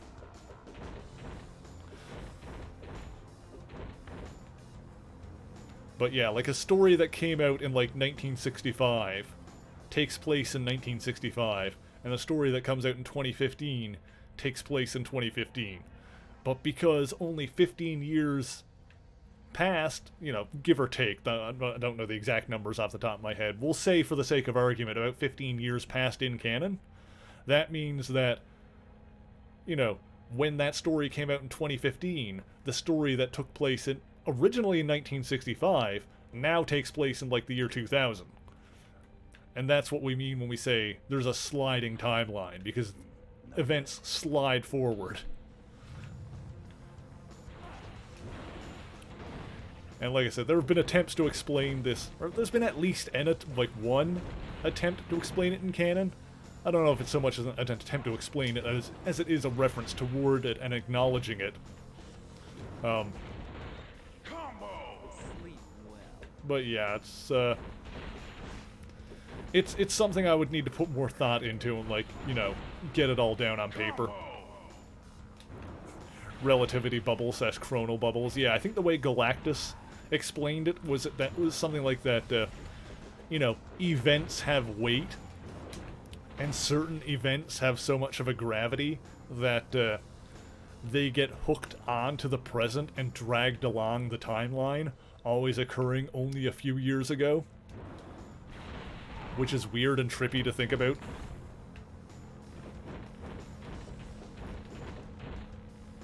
It's one of those things that, Did you have a good like, it almost doesn't make sense, but it's also the kind of things, like, you know, the characters in the comics are not aware of this, so, you know, Okay. if this kind of thing was real, we would never know it, you know? It's Will that do. kind of thing. Like, that sounds totally unreal and unplausible, but if it was plausible, we would never know. We would have no way to know that kind of thing. So it's kind of trippy in that regard. down for the count? Yeah, I've had the thought. I wonder. There we go. You bet. Iceman, I need you to get on the front here. Here we go. I've had the thought before. I wonder what, like, how different things would be if. What's going on in here? I wonder how different things would be if they didn't do the sliding timeline at all, but instead of having it that, you know, Spider-Man became Spider-Man, like 50 years ago, however it was, like, do it in such a way that, that everything is basically a period piece, if that makes sense. Like, what would the Marvel Universe be like if they kept their gun, if they still kept the idea that only about 15 years had passed in canon, but there was no sliding timeline, which means that new Marvel comics would be taking place in roughly the mid-70s. Like, what would that be like? Say goodnight, bud. Which to me seems like it would have been a more straightforward and interesting solution to the problem of, you know, characters aging before you want them to. It's like, why don't you just make everything a period piece? Like, stuff doesn't necessarily need to take place in the present. You don't wanna mess with me. But I guess, like, the idea is that they want to make sure everything is always, you know, relevant and whatnot. Stat point? Oh, okay. I'm just grabbing more stat points. That's cool. Ta-da. Yeah, sure. Agility. Why not? Let's see. This way. Lounge deck B.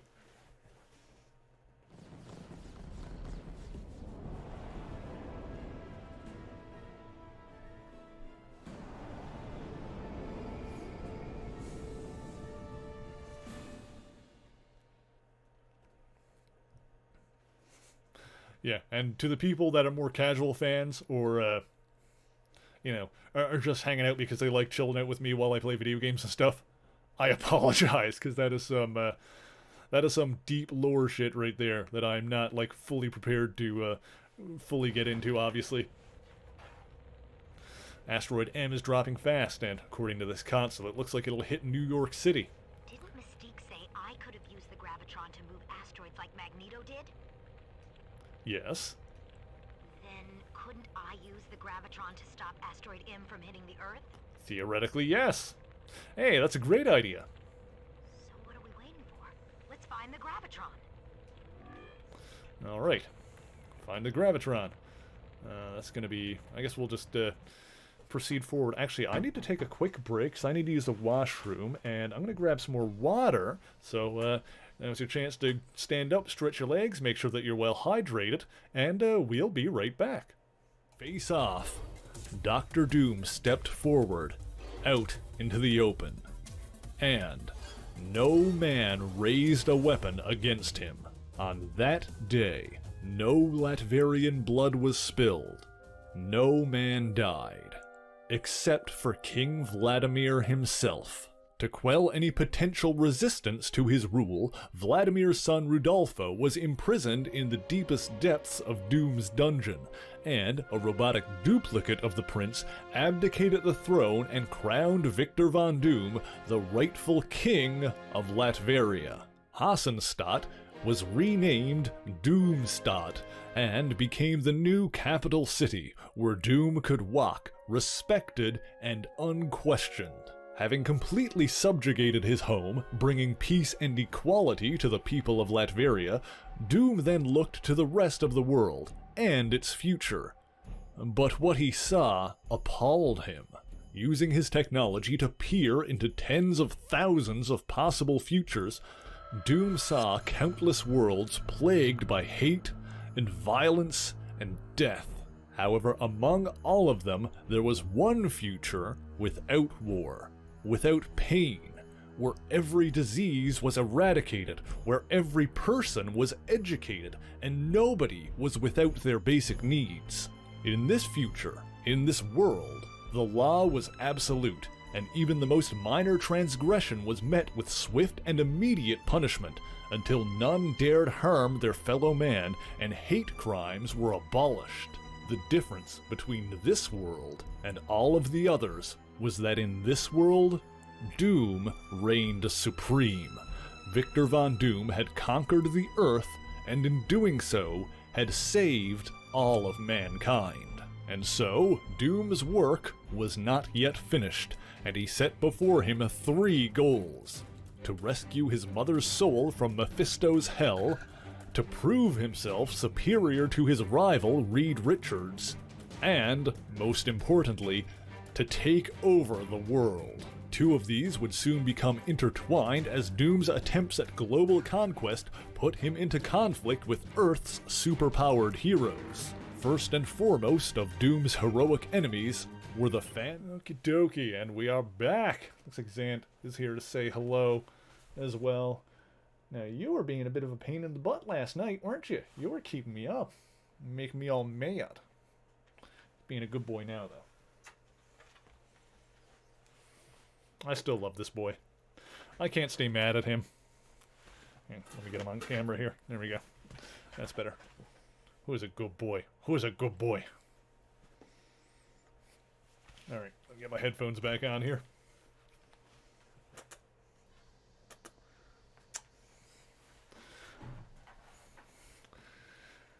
Okay. Oh, there he goes. Oh, Luna says it's treat time. Now, Zant, I know that you haven't been loving these lately, but I'll put one here and I'll see if you want it. Razzle wants one. I see her there. There you go, buddy. I'm just going to lay that there. If you want it, you can have it. Oh, there he goes. Oh, he dropped it. There you go, Razzle. I know that you like him. Yeah, I guess Zant just doesn't like these anymore. He completely changed his mind on them, I guess. He just doesn't want them.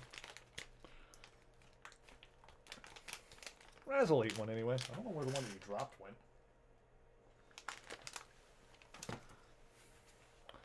Next time I go to the next week, I'll have to pick up some more some different treats.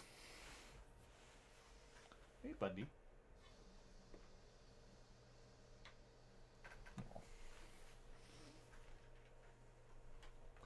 Yeah, Razzle still ate one.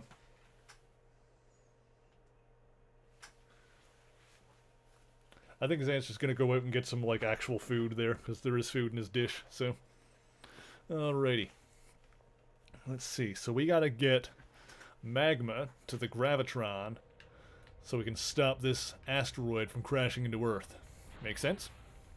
You bet. Okay. Oh, hang on. We got these cyborg sentinels. Sorry, loser.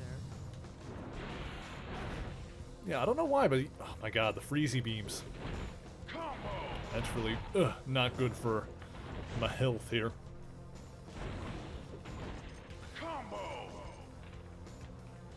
Yeah, for some reason Zant just like kind of stopped taking those treats.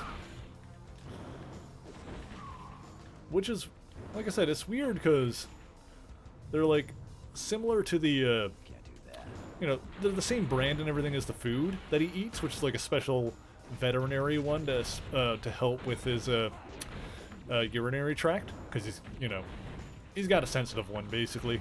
I've told the story before, but yeah, he needs a special veterinary food that reduces the odds of him getting a urinary blockage. So the treats are like the same brand and a similar kind of deal as that. And he eats the food, no problem. Like, you know, he likes the food, but yeah, he's not feeling the treats anymore.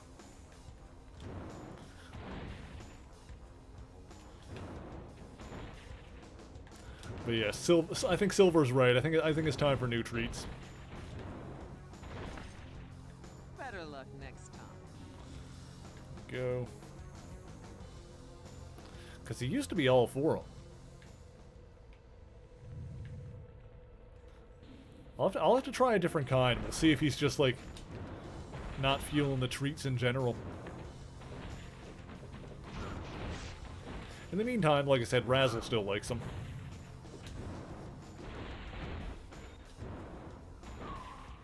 Have I done any earlier chapters where I had both Storm and Cyclops maxed out leadership on the same squad? I have not. I have not done that. Oopsie. Okay. There we go. Will do. Can I? Oh god, camera. Oh my god. Oh, this is a... Oh, this is a pickle I've gotten myself into. Camera! Oh my god. I can't see a goddamn thing right now. There we go. Someone had to, like, punch me to get the camera unstuck.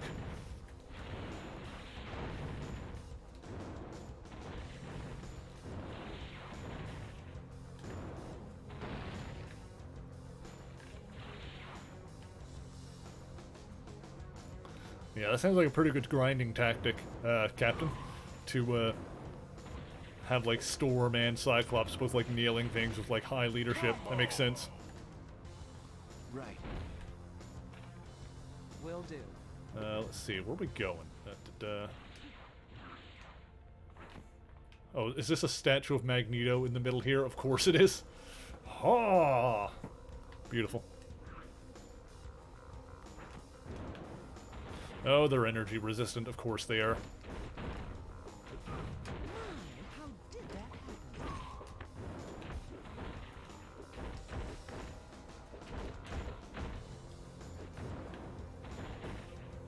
Yeah, it seems like there's lots of good ways to kind of like cheese stuff like that in this game.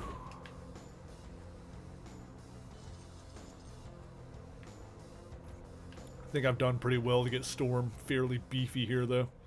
I think the thing's in the... Oh, hang on. I think I see what's going on here. Right. Oh, that'll just let me get down again. Okay, that makes sense. Wait, what about this? There we... that just leads over here. Uh-huh. Does that do anything for me? Will do. Or is this just nothing? Oh, I can smash the statue, but... Ah, Danger Room disc. Nice. Challenged Legends. Okay.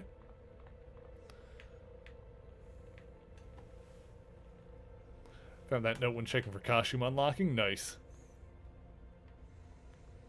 Yeah, I never did... Like I said before, I never did figure out how to switch costumes. Which is too bad, but oh well. Can't do that.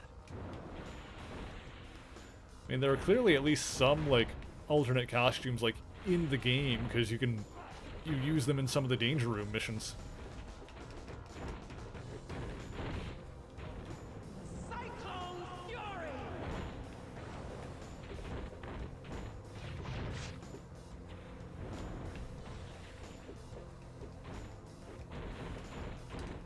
Go. Cool. Ah!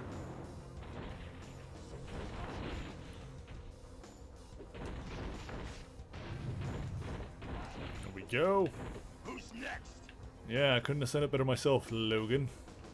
Who else wants some? Objective updated. Oops, I went to the character thing. I meant to go to the objective thing. My bad. I guess I can, like, throw some levels around anyway. Details. Auto. Auto. Auto. And I'm waiting on another point so I can unlock Whirlwind, I guess. Probably not really going to use it. I guess a shield would be useful. Main power core. This seems like progress, doesn't it?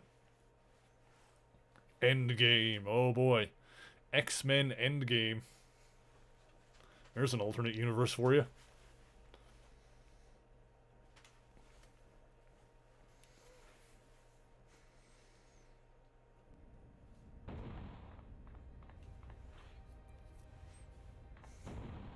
It's funny to think that in the 90s, I guess 80s and 90s, that general area, like, X-Men would have been way more popular than Avengers during that time.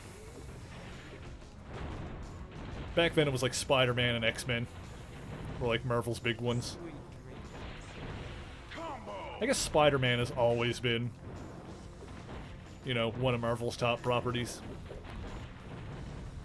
It's like they've had different stuff be popular in different eras. Like, you know, X-Men was big in the 90s, like, it wasn't really big at all, you know, in the 60s compared to some of their other stuff they were doing. You know, now it's all about Avengers and stuff. But yeah, Spider-Man has always been one of Marvel's most popular ones. Like, consistently. Boy. Yep, the Sentinel tank things.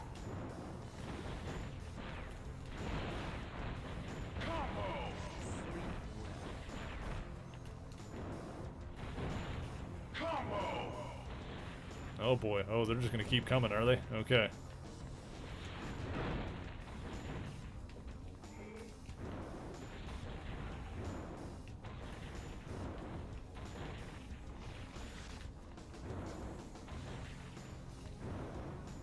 I'm gonna keep zapping them, but I'll try and proceed onward.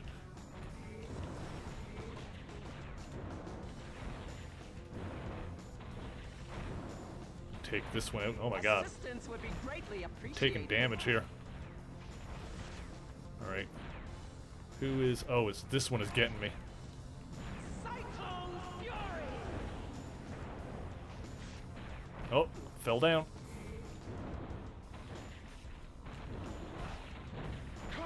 What is the objective right now?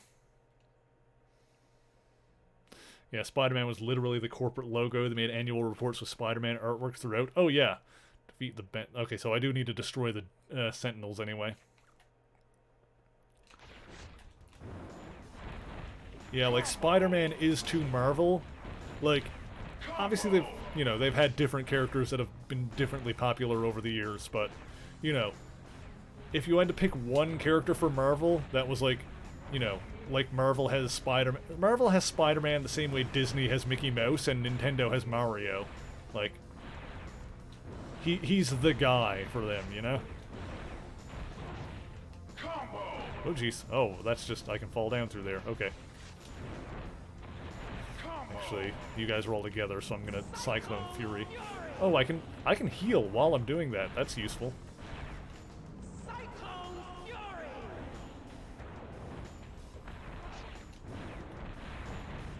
Oh my god. These guys are a problem.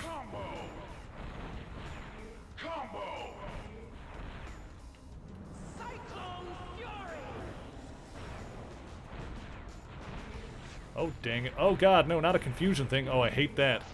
Oh, damn it, Storm got taken out. Sucks.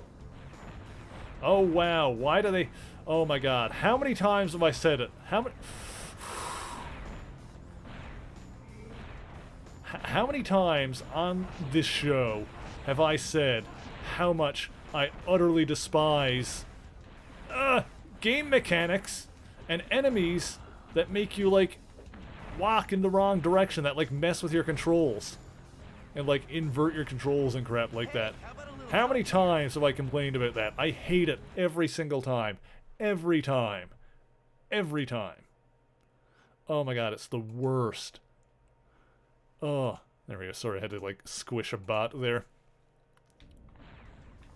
Why does that have to be a thing in this game in the 11th hour? Okay. Oh, there's a, an extraction point here, though, so we can fix this. I can get Storm back, and I can, I guess I'll just swap Wolverine out for now, rather than spend the points to bring him back.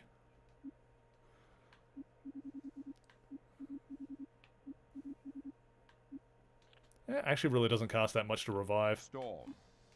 Yeah, I'll revive Wolverine. Sure. Wolverine. Wolverine. Alright, sure.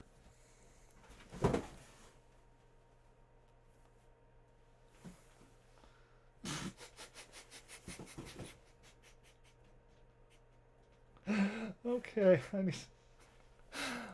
So behind me, there's kind of a pile of boxes. And of course, I just heard, like, the pile of boxes tip over. And of course, I turn around, and I just see the pile of boxes on the floor.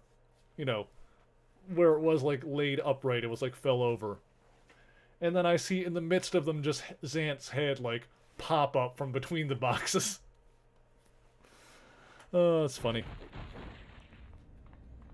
Oh, I am... Right. This is a problem. I am out of healing items.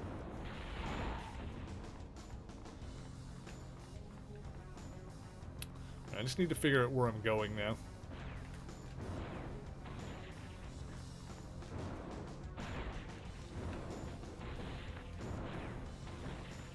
Yeah, if I play this smart, I can do it relatively safely. There we go. That's that one.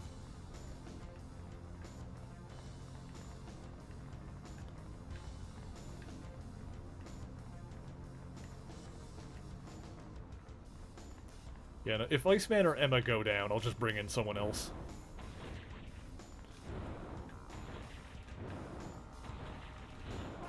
This is working for now.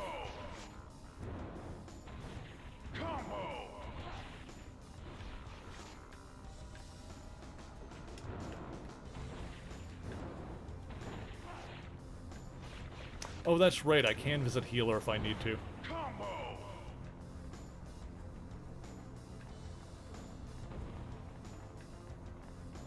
Forgot that you can buy that I can buy them now because I haven't really needed to. In this room. Oh god. Oh boy, there's more.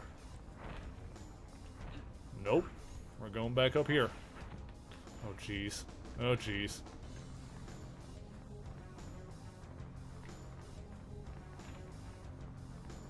Yeah, let me just grab some here. Oh wait, I can't. Oh, maybe it's because I'm in the middle of a fight that I can't talk to healer.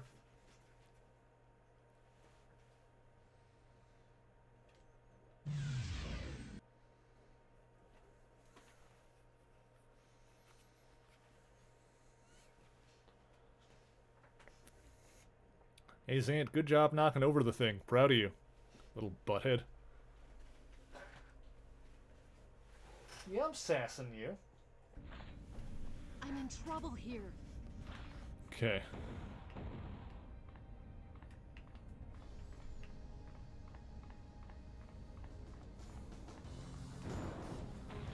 Yeah, I got this. This is fine.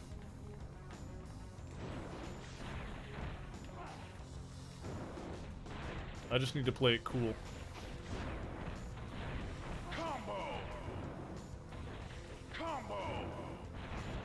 There we go. That did some damage to that one. Yeah, I'm just like... I feel like I'm just kind of stuck in this fight for now.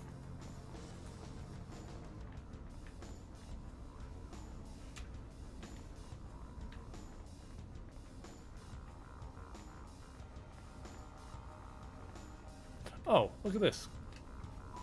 There we go.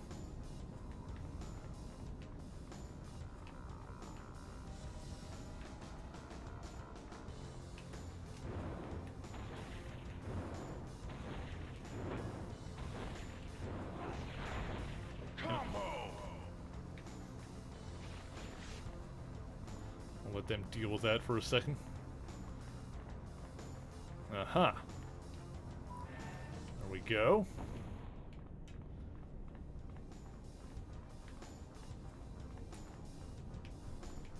There's probably another one of those switches here.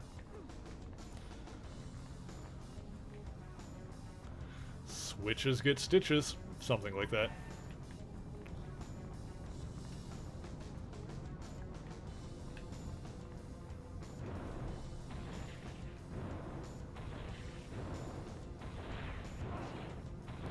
There we go. Oh, okay. I feel like I accomplished something there.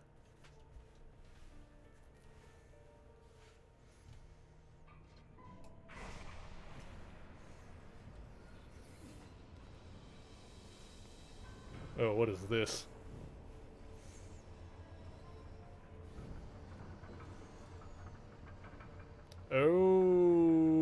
Okay. That looks like a big one. That looks like a big one. End of the line, X-Men. My plan is finally complete.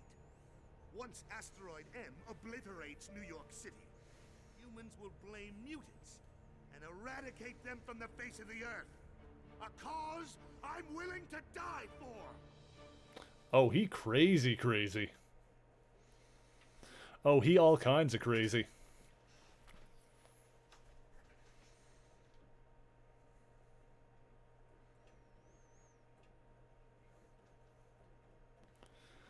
Okay. Okay, this is gonna be one. This is gonna be something. Metal Gear Solid meets one Sentinels. Oh god. Help! Oh, oh Jesus! He looked bigger in the cutscene. Oh, it's Master Mold. I feel like I said earlier in this game, I was wondering if we were gonna like get to a place and see Master Mold. I'm gonna do a save, but I'm gonna do it in a fresh slot, or do it in one of these, I guess.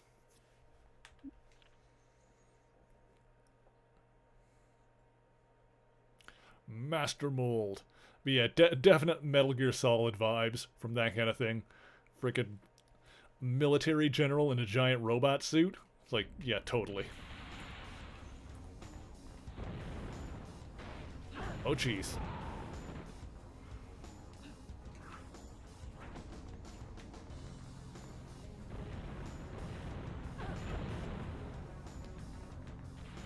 Do I need to do anything with these now?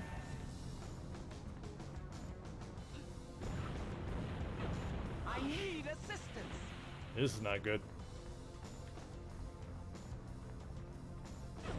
Oh my god, the missiles. I don't know if this is doing anything for me right now.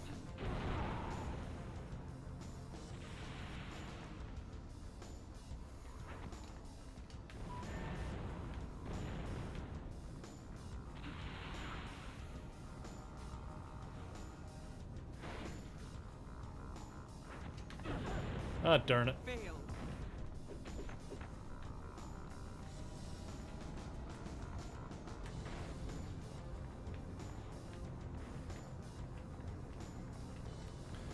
Okay. Change AI to aggressive. Good call. I think they already are. They should already be on aggressive.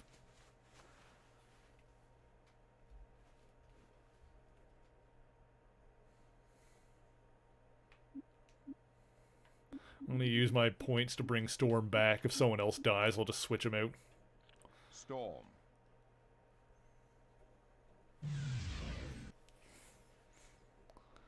Hopefully Wolverine stays in the game. He should be tanky enough to survive.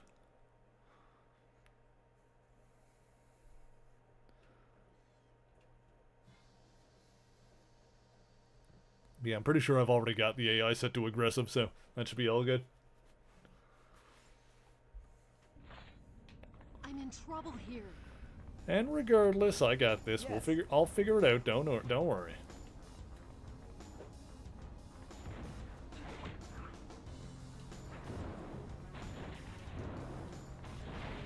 Oh, I got rid of that. Combo. See, I can take this guy out. That'll be a little bit of a war of attrition, but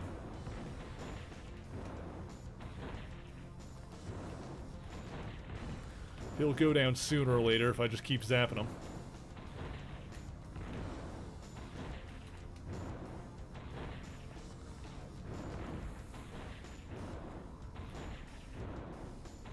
In fact, this is working pretty well. I don't have enough power.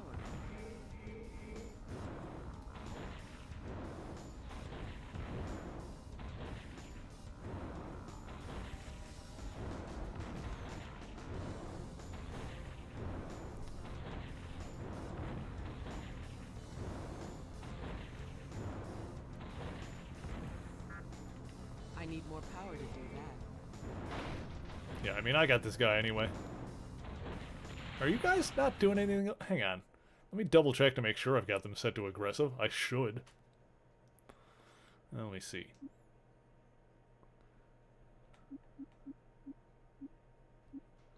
Oh, I thought I could have sworn I had them set to that already, but okay, now they are. And it should be... Everyone should be set to that, right? Oh, it's individual. Okay, that's why.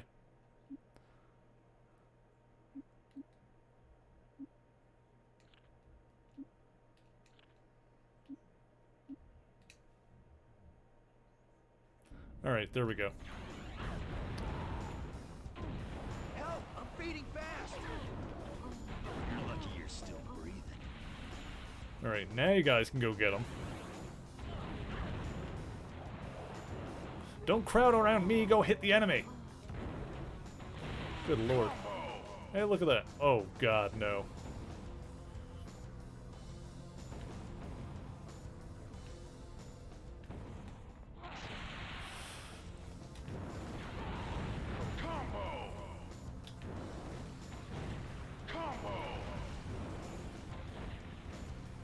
Yeah, well, like I said, I'll wait until someone dies, and then I'll switch out. Hey, Dorino, how's it going? Oh my good lord. Thank you for joining us. Hope you're having a good day thus far. Ooh, healing item. Oh. Yes, there we go. Yes, queen! Oh, the little bots are dropping healing items. That works for me. That's good for my needs. Now we're getting somewhere with this. Actually, one other thing I'm going to do is that since we do have an extraction point and and whatnot. Let me see. Wolvie? I'm gonna let Wolverine use the healing items.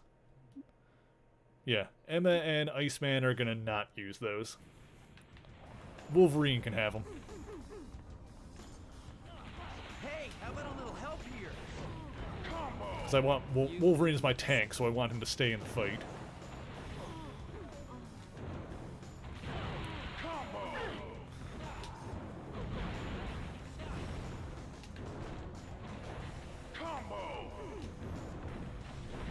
Oh boy, oh boy, oh boy, oh boy, oh boy.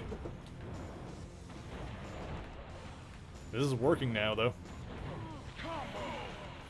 Jeez, oh jeez, oh jeez. Oh, missiles. Oh, that didn't hit anything.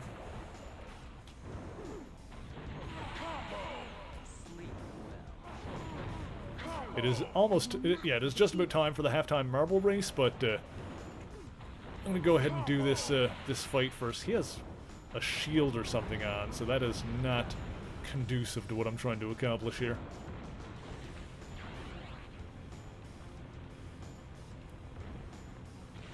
Wonder if there's gonna be a way to get rid of that.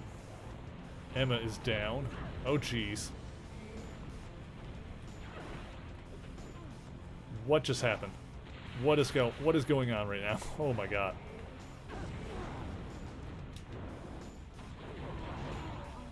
Terribly sorry about Okay.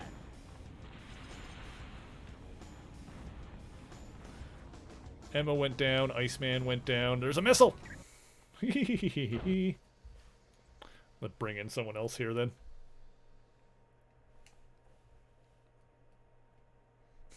Time to throw more X-Men at this thing.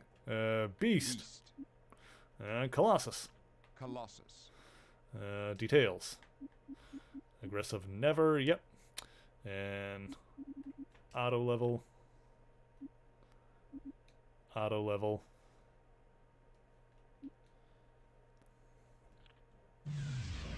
Alright, sweet. The green beams as a stun beam. Yeah, that's a bad time all around. See how if I can get through his shield is the main thing now.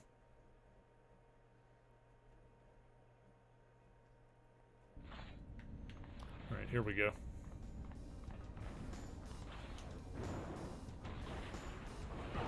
Oh, that was a big old laser beam. What is... Camera? Sometimes the camera does weird stuff in this game, and I don't know why.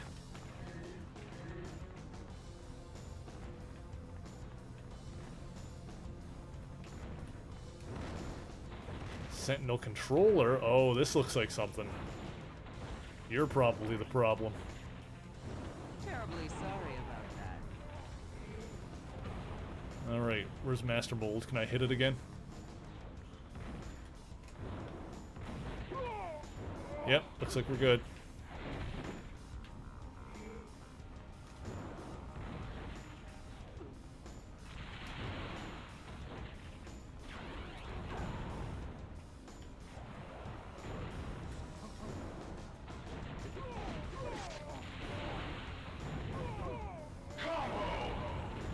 Oh jeez, hang on. Oh, dang it.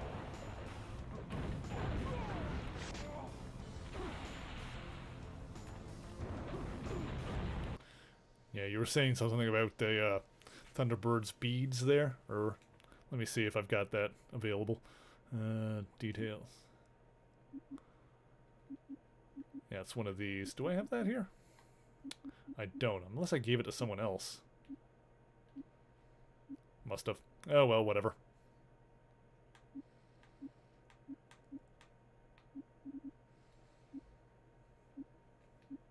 I think I gave that to Emma, maybe?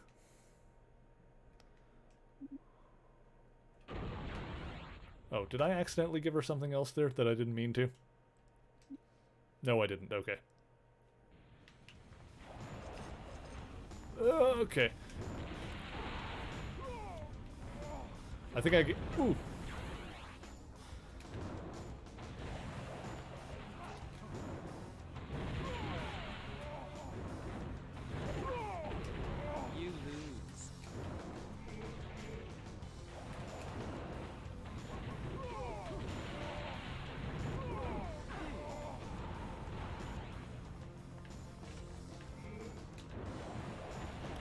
Yeah, if it becomes a bigger annoyance, I'll go back and look. For now, I think I got this anyway. Or more to the point, if I have to go back to the thing again, I'll have a look. Because in that slot, I've got like the DNA generator, but I'm not really running out of energy anyway. Like I've got plenty of energy restoring items. Welcome back, Crim.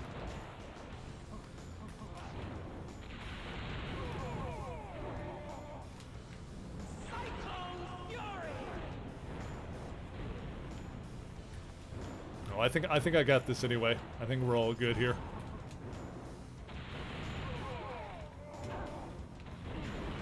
I require assistance. Yeah, he is almost done. There we go. Handled it. Better.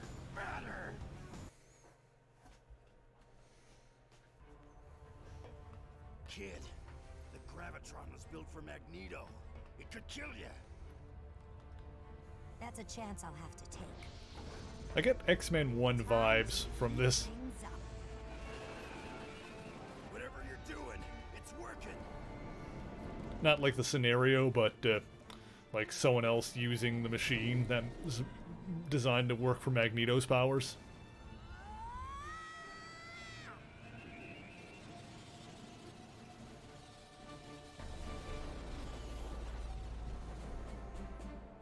You're doing it, kid. One last thing. No, Allison, wait. Rogue being the MacGuffin? Exactly, yeah.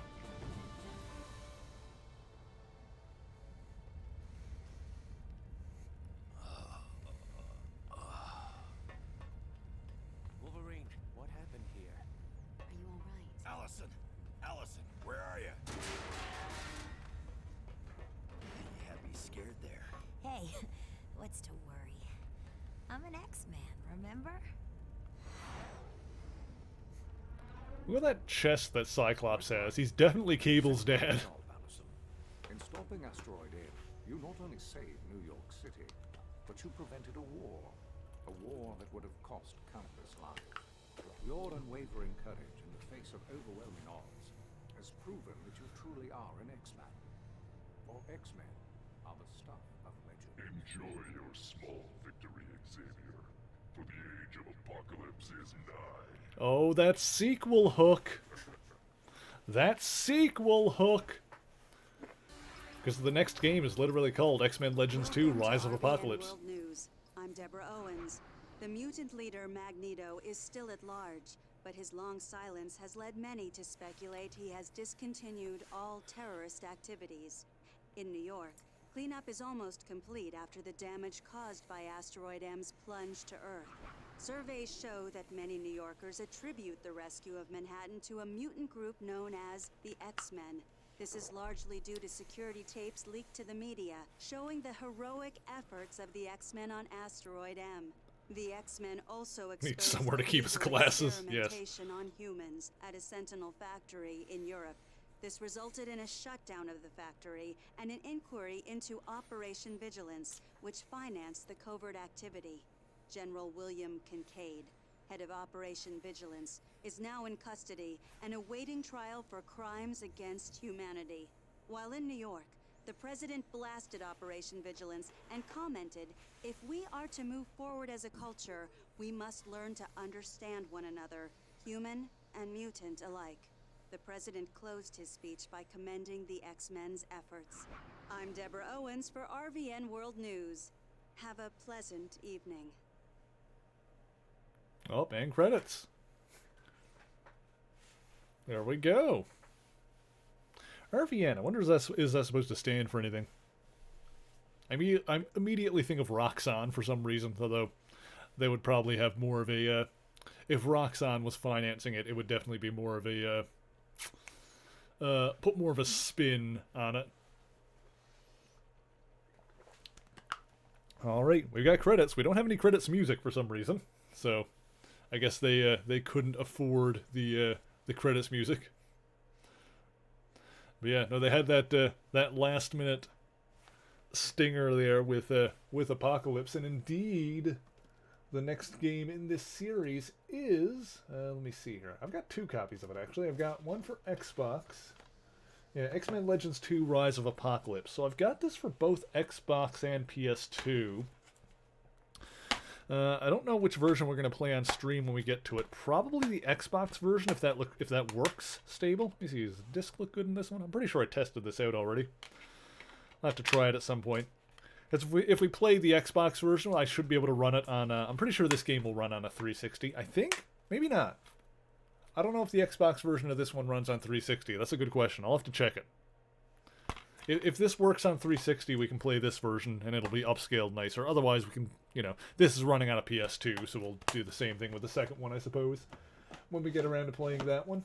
I might do something a little bit different in between, though. Sundays are going to continue to be Marvel games for a while. Let me see here. Let me bring up my list here, because yeah, X-Men Legends 2 is technically the next thing on the list. I've got them ordered by release date, but I kind of want to do something a little bit different in between. Like, we'll do another Marvel game next Sunday, but yeah, because it's not the Switch sale. What date is that this month? Yeah, the demos and discount stream is going to be on a Wednesday this month, actually. If I do a later run after this saved run, then the costumes unlock. Well, we'll have to have a look at that. Now before we end off tonight. Now we still got some time. Of course, stream is going to go for a little bit longer. I do have something else, something not X-Men related, that we're going to play to just kind of round out the stream and have a little bit of fun. But yeah, so on my list of Marvel games here, we've got X-Men Legends 2, which I will get to, but I do want to do something in between. I've got Fantastic Four on GameCube, which I think is a similar kind of thing, so I don't know if I want to do that right next. Yeah, I'm pretty sure this is a similar type of game, but that's another one that we'll get to like in the future. Fantastic Four. One I would have to test out the disc to make sure that it works right, that everything works well. But if it does work, maybe next week we can start our run of Ultimate Spider-Man for Xbox. That'd be a different kind of experience. Like, if we give a run sometime and just Google it, it'd be too much of a time sink. Yeah, I don't know if I'm going to do like another full playthrough of this game or anything like that, considering we have enough other similar stuff to play going forward. But this was fun, though. This was an enjoyable one. I did like this game overall. But yeah, I think I'll have to test this out. So if this disc works fine, then we can start a run of Extreme Gear Unlocked. Okay, yeah, that's the costumes. If this works fine, we can start our playthrough of Ultimate Spider-Man next week, and then after we finish that, we'll probably come back to X-Men Legends 2 and go from there. That sounds like a plan. I think that'd be the fun way to do it. Let's have a look at these costumes, though. Do you want to save? Yes.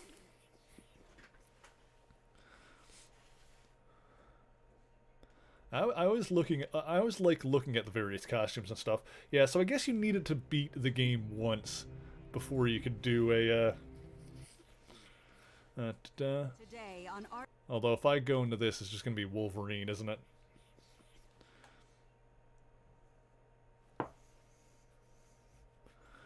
Unless I have like unless there's a post-game save that I can do. I don't know. We'll try clicking through this and see what happens. What's up, Razzle?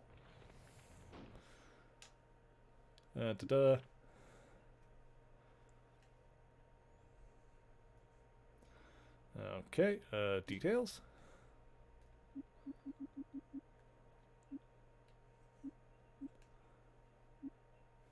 Yeah, let me go back here. Back.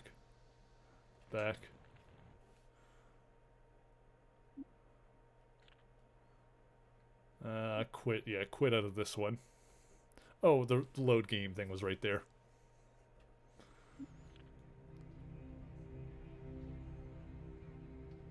Yeah, there's no clear data kind of thing there. Yeah, I don't know. Oh, we'll have to mess around with that at another time.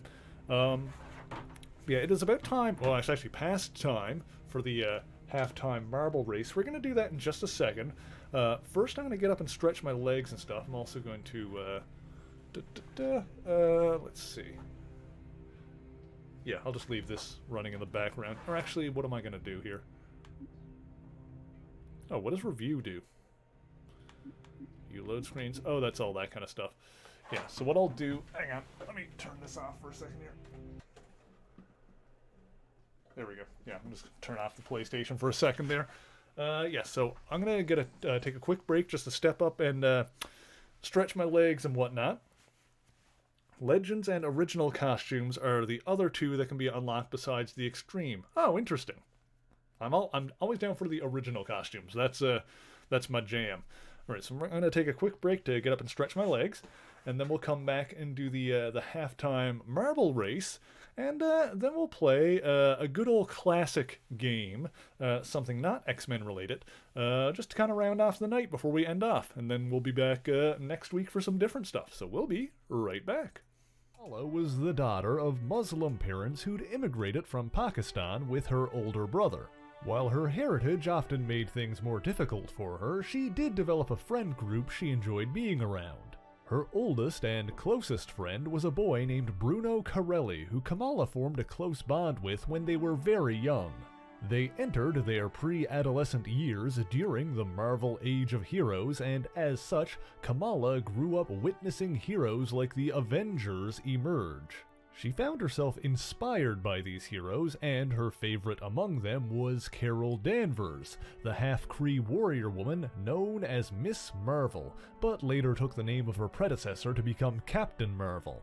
When Kamala was 16 years old, several of her friends, namely Josh and Zoe, were throwing a party on the waterfront, a party that Kamala was not allowed to attend. But in a rare act of defiance, Kamala snuck out of her room to go to the party. However, it soon became clear that the drunken Josh had little respect for her decision not to drink, and things quickly became awkward. Bruno attempted to come to her defense, but Kamala resented being treated like a child and stormed off. However, as she ran away from the party, a strange glowing mist rolled through the city. Breathing in the mysterious vapor, Kamala Khan passed out on the sidewalk. While unconscious, Kamala dreamed about her heroes, and in her dream, Captain Marvel asked her what she wanted to be. Her answer was simple. She wanted to be strong and beautiful, powerful and confident. She wanted to be like Carol Danvers. When Kamala awakened, she found herself trapped inside a cocoon of some kind. Perhaps more shockingly, upon breaking out of the shell, she found that she had seemingly physically transformed into Carol Danvers, Miss Marvel costume and all. However, upon feeling sick and nearly collapsing, Kamala quickly changed back to herself. It soon became clear that something was wrong as her body and clothes morphed and shifted uncontrollably. Stumbling back towards the party, she found Josh and Zoe alone in the mist. Not one.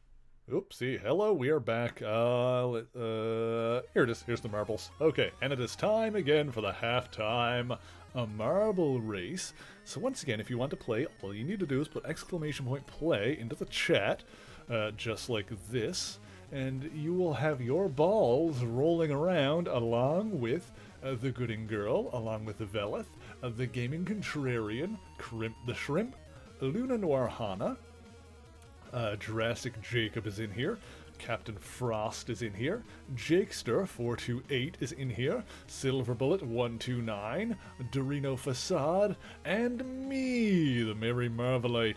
Yes, Captain is in here, Crimp is in there.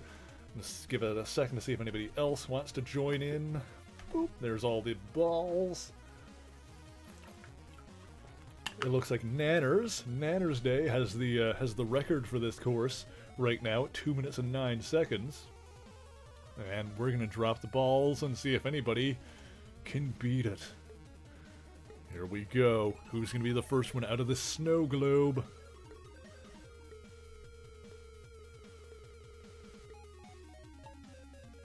And here we go. Let's zoom in. Oh, looks like Dorino and Jakester are getting an early start here. Dorino was going for it. Whoop. Oh, we've got a twirly track here. They were not in that snow globe for nearly as long as I thought they were going to be.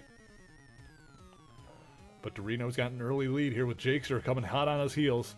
I'm trying to get in on this action too, apparently.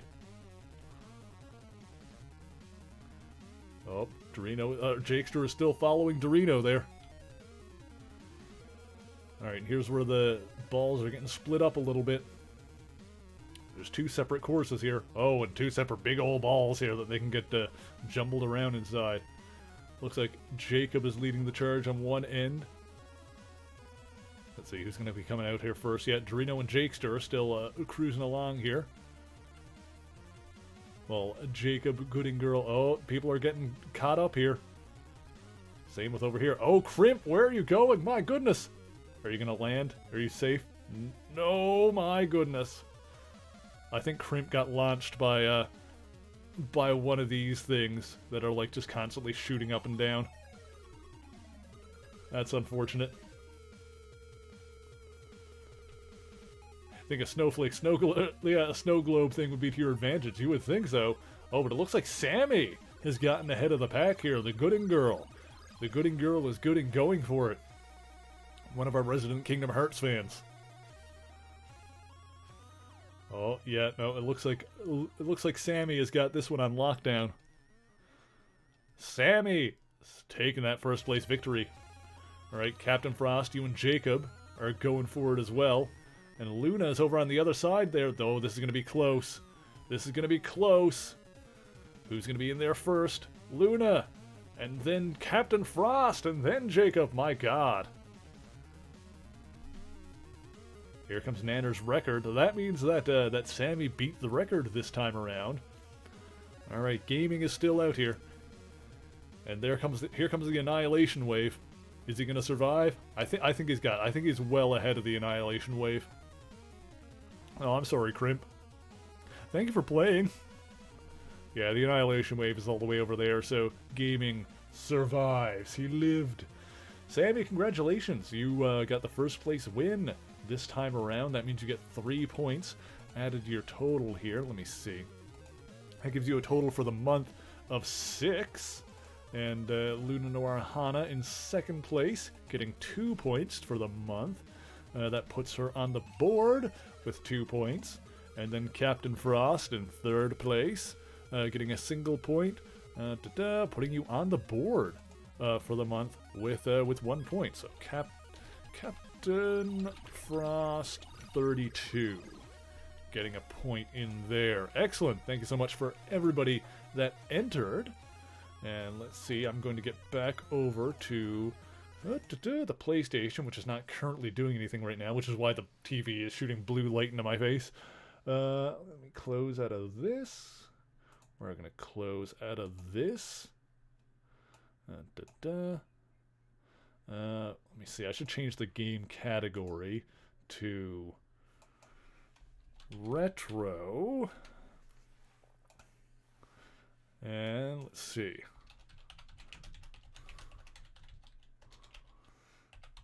Because here's what we're going to do before we end off. Well, I'm going to put the disc in and make sure that it works. So I'm pretty sure I tested this already. We're going to play some Sonic the Hedgehog. Because I've got Sonic Mega Collection here for PS2. So let me pop this in. Because I like the first Sonic the Hedgehog game. Take my X-Men Legends disc, thank you. I'll pop you in here. And there we go. I'll take this X-Men game, I'll put that back in the case here. And that can go back on the shelf here. Beautiful. Alright, excellent. Now, we'll make sure this works. If not, we'll have to see if I've got something else on PS2, so I don't need to, Oh, no, is this not gonna read? Is this game not going to cooperate with me. That would be unfortunate. We could do some more Danger Room stuff in the X-Men game, I suppose. If that didn't want to work. Oh, come on. I should have tested this ahead of time. I thought I did. Oh, I've got the GameCube copy. Maybe that was it. Maybe that's what I was messing around with. Alright, Sonic Mega Collection. That's disappointing. Man, what is up with games and not wanting to work for me lately? I had the problem with Mario Party 2 yesterday. Even though it's a digital game, it didn't freaking want to work for me. This is why I test all the main ones beforehand. Well, the disc looks fine.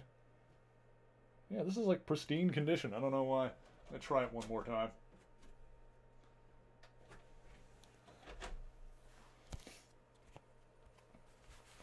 Oh, these DVD discs. It can be an issue with them sometimes. Oh, no, there it goes. I was going to say, I thought this one worked.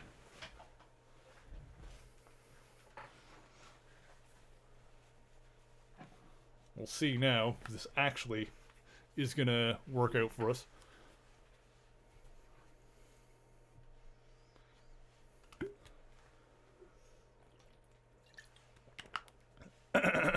Excuse me. There we go. Insufficient free space on memory card. Do we really need save data for Sonic the Hedgehog? Maybe I should free up some space. No, I'm not going to worry about it right now. Proceed without saving. There we go. I'm going to need to check what's on this memory card. I'm just going to play the first Sonic the Hedgehog anyway.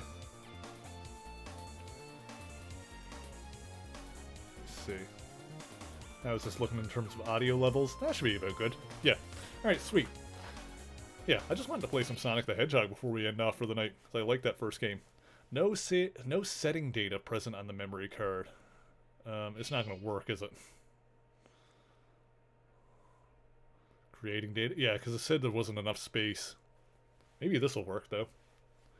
Maybe I can do setting data and not save data. There we go, setting data. Setting data has been created. Whatever.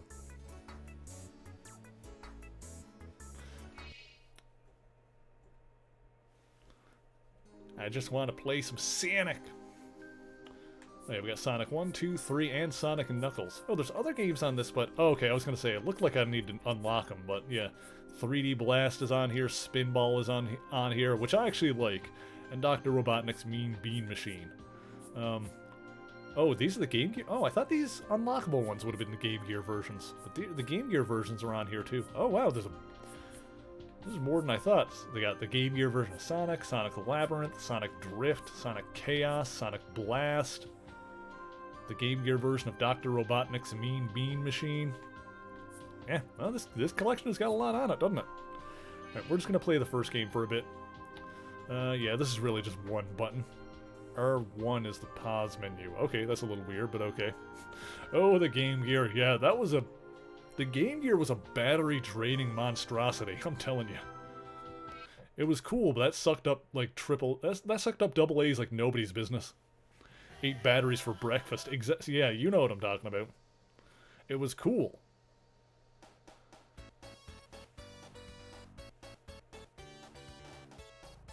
Bam, bam. Alright, sweet. Oh. Hang on, I'm not playing. There you go. I need to press the start button. The sound got really crunchy for a second there. Okay, now I'm playing. There we go. We'll see if this actually works or if everything breaks. This is before you could even do like the spin dash. Like, yeah, this is some old school Sonic here now. Cool soundtrack though. I dig it. I remember playing this game a bit a few years ago and thinking that it held up relatively well. We'll see if that remains true or not. Boing. Whoop. Careful. Watch out for the spiky flowers and whatnot. Oh, Sonic, go. Aw. Oh, I made it through anyway. Whee! Look at me go, Ma. I'm a blue hedgehog who's running fast. Oh, hang on. Get in the thing. Get in. Oh, I missed it. I made a mistake. It's fine. Ba-da-ding.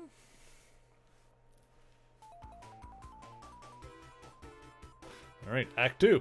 So far, so good. Whoopsie. Whoop. Watch out for the robot crabs. Watch out for the crabs. Oh, and the fish, apparently. Good lord. That's one thing that stressed me out way more than necessary. In like the original Mario game, was like the levels where the fish would jump up. Whoop. Remember trying to find power-ups for hidden trails? Oh yeah. Waha! Gotcha.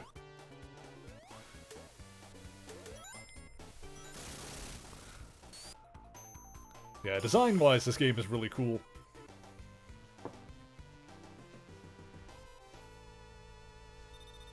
So far, so good. So what do you guys think of the Sonic movie? Because I actually really liked it. Act 3, is this the boss, or does this one actually have like 3 acts per stage? I think in a lot of the later games it was like 2 acts and then a boss. Oh, boom. I got shot right in the face.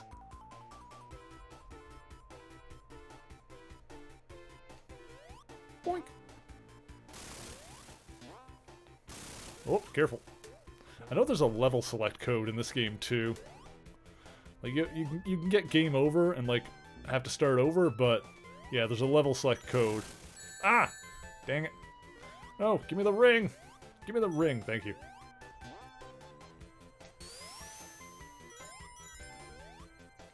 Ah! Alright, at least get some rings. Oh gosh. Oh gosh. Sonic, run! There we go. Oh, now we're going the other way, I guess. Hang on.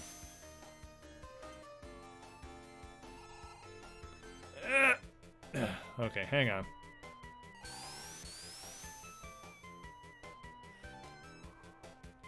Oh boy, hang on. Alright, let me go. Okay. This'll work. Boing! There we go. Got it. Ah! Oh, the twirly, spiky wooden thing.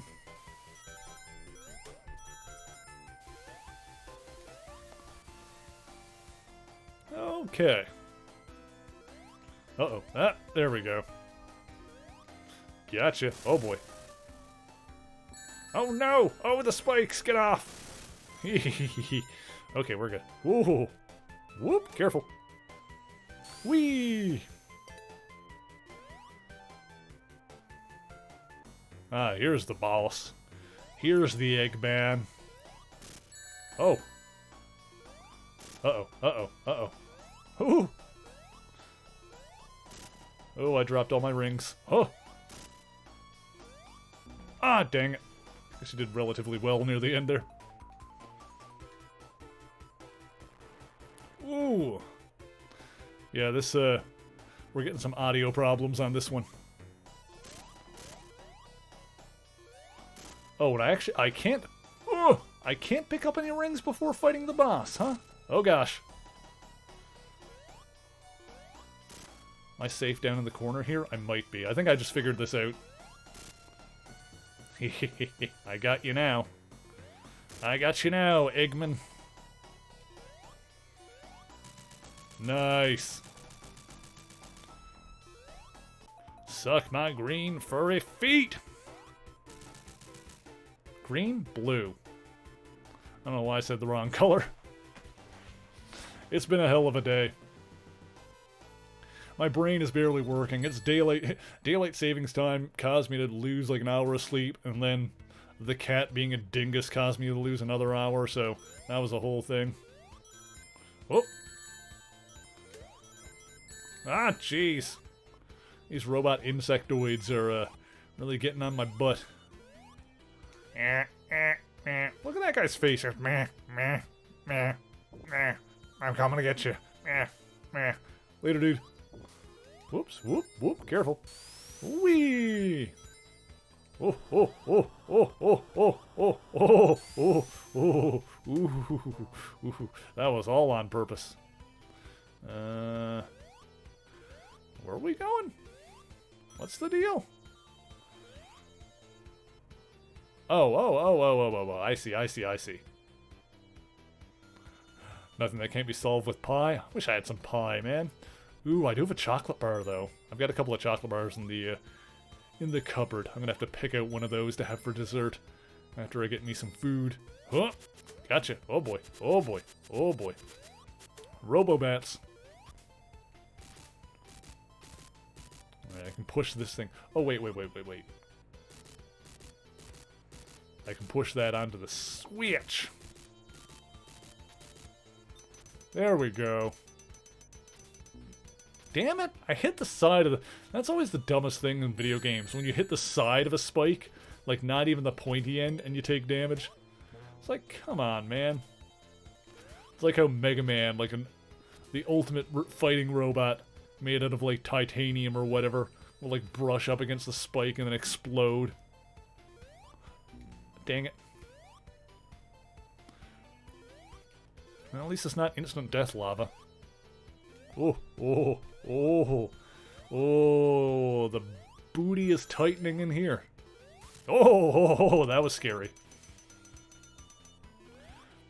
Yes, March 14th is Pi Day, because 3.14 and what, etc. 3.1415 or whatever it is, etc. Oh. Oh,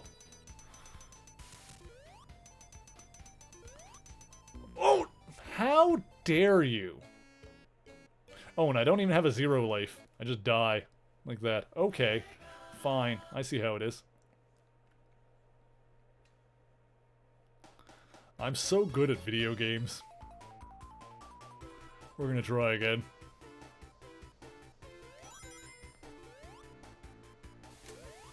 Whoop! We'll see if we can run through this more quickly now. Ah, man. Games were hard back in the day. This crap was difficile. You only have like 3 damn lives to do the whole game. Redonkulous. Oh, like I said, there is a level select code. I don't remember how to do it, though. I would need to look it up. Whoop! Boink. Aha! Hey, look at that, I got the thing this time.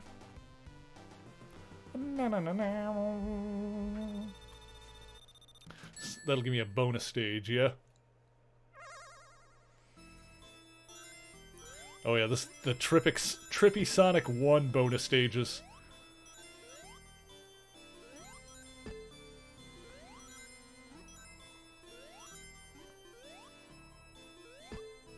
No! Dang it. Sure, whatever. I'll take that. Oh. Yeah, no, this, the music's starting up really, is really not spectacular on this version of it.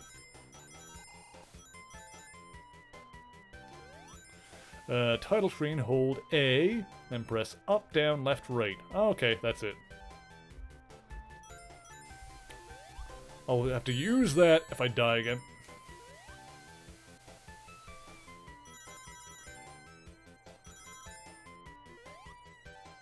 Assuming that it even works. I mean, I have to imagine it'd work in this version, but I have to know which button on the PlayStation controller corresponds to A. I'm going to assume X, but I guess I could try the different ones. Damn it. Just to see. I'll know if it works, because that'll have done the chime. Ah! Dang it. Fish! There we go. So far, so good, anyway. But yeah, having a limit... I've made this point before, that having a limited number of lives has always been kind of a dumb gameplay mechanic.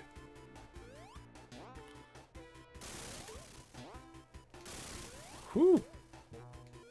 Wong. Yeah, I don't mind games being difficult, but just, like, don't game over me and make me play, like, the whole game over again.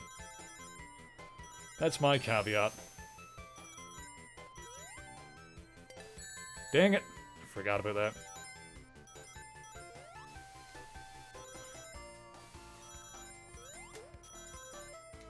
It's fine. Everything's fine. Huh? Dang it. Woo! There we go. Ah! Watch out! Ah! Ooh. Boink! Boink! Oh no! Oh yes! Okay, we're good. Oh! Oh! Ha ha ha ha ha ha ha ha ha! Yes! Yeah, it's kind of scummy that they don't put any rings after the checkpoint there. Damn it! Let me pick one up.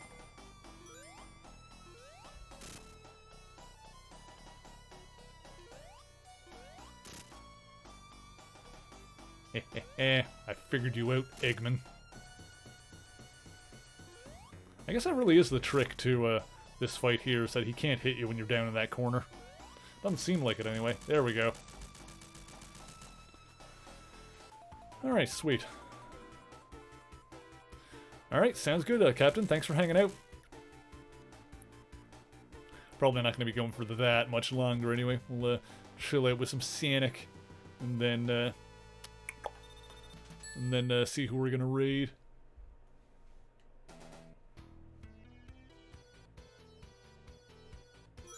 We go. Oh, careful. Oh, oh, damn it. Frickin' Robo Worm. Whatever it is. Yeah, gotcha. Oh, oh, fireball. Oh. Damn it, get the ring. Sonic. I swear to God. Oh, got it. Oh, God. Oh, jeez. Oh, boy, things are on fire. Okay, whew. I will say the whole Sonic conceit of, like, having rings instead of, like, a health bar is, it's pretty interesting. Just the fact that you have a chance to, like, recover and grab your ring again after you get hit. It's kind of cool. I dig it. Oh, come on! You stupid thing. Alright, it's fine. There's another shield here. Oh, oh, oh. Don't go in there yet. Freaking hitting the side of a spike and taking damage. Losing my shield. It is a silly thing. Oh, oh yeah. Oh yeah. Oh yeah. Oh. Oh. Okay. There it is.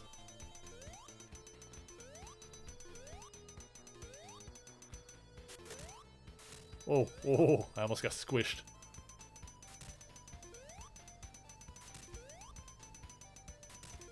There we go. There we go. That's the timing on that one. Whew. Oh, oh, oh. Ah, dang it. No, let me out. Oh. Whoop. Okay. Aha! There we go. Got it. Nice, you'll love to see it. Razzle's being a sleepy baby over on the bed right now. Looks like Xant's asleep as well. I'm glad the cats get lots of rest during the daytime so they can stay up all night being little terrors. Mostly just Xant. It's not fair to saddle Razzle with that. She's a good girl all the time. Xant is the one that's a pain in the dingus. Frickin' 4 in the goddamn morning! Oh god. Oh god. Oh god. Oh jeez. Ooh. Ooh. Ooh. Ooh. Ooh. Ooh, I don't have any rings, so this is tense. Ooh. Dang it. Gosh dang it. Marble Zone Act 2.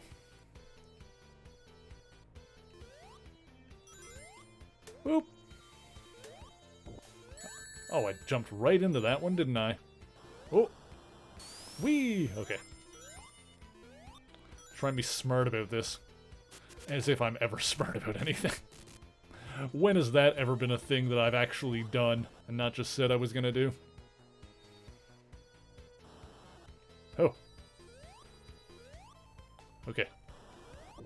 Ooh. The sound effect of those fireballs. Okay.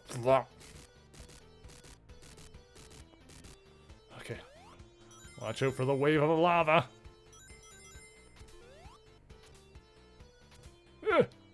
Dang it. No, no, no, no, no. Aw, gosh dang it. Alright. Dang it. Oh boy.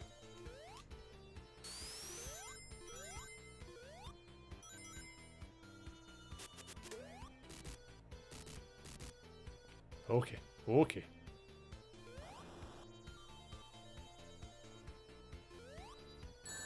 Diddly dang it. Oh no. Everything's fine.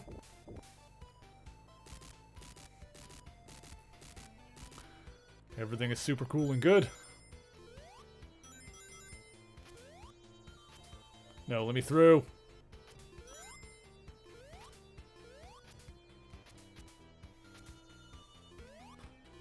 Oh, oh, oh! That shouldn't have worked.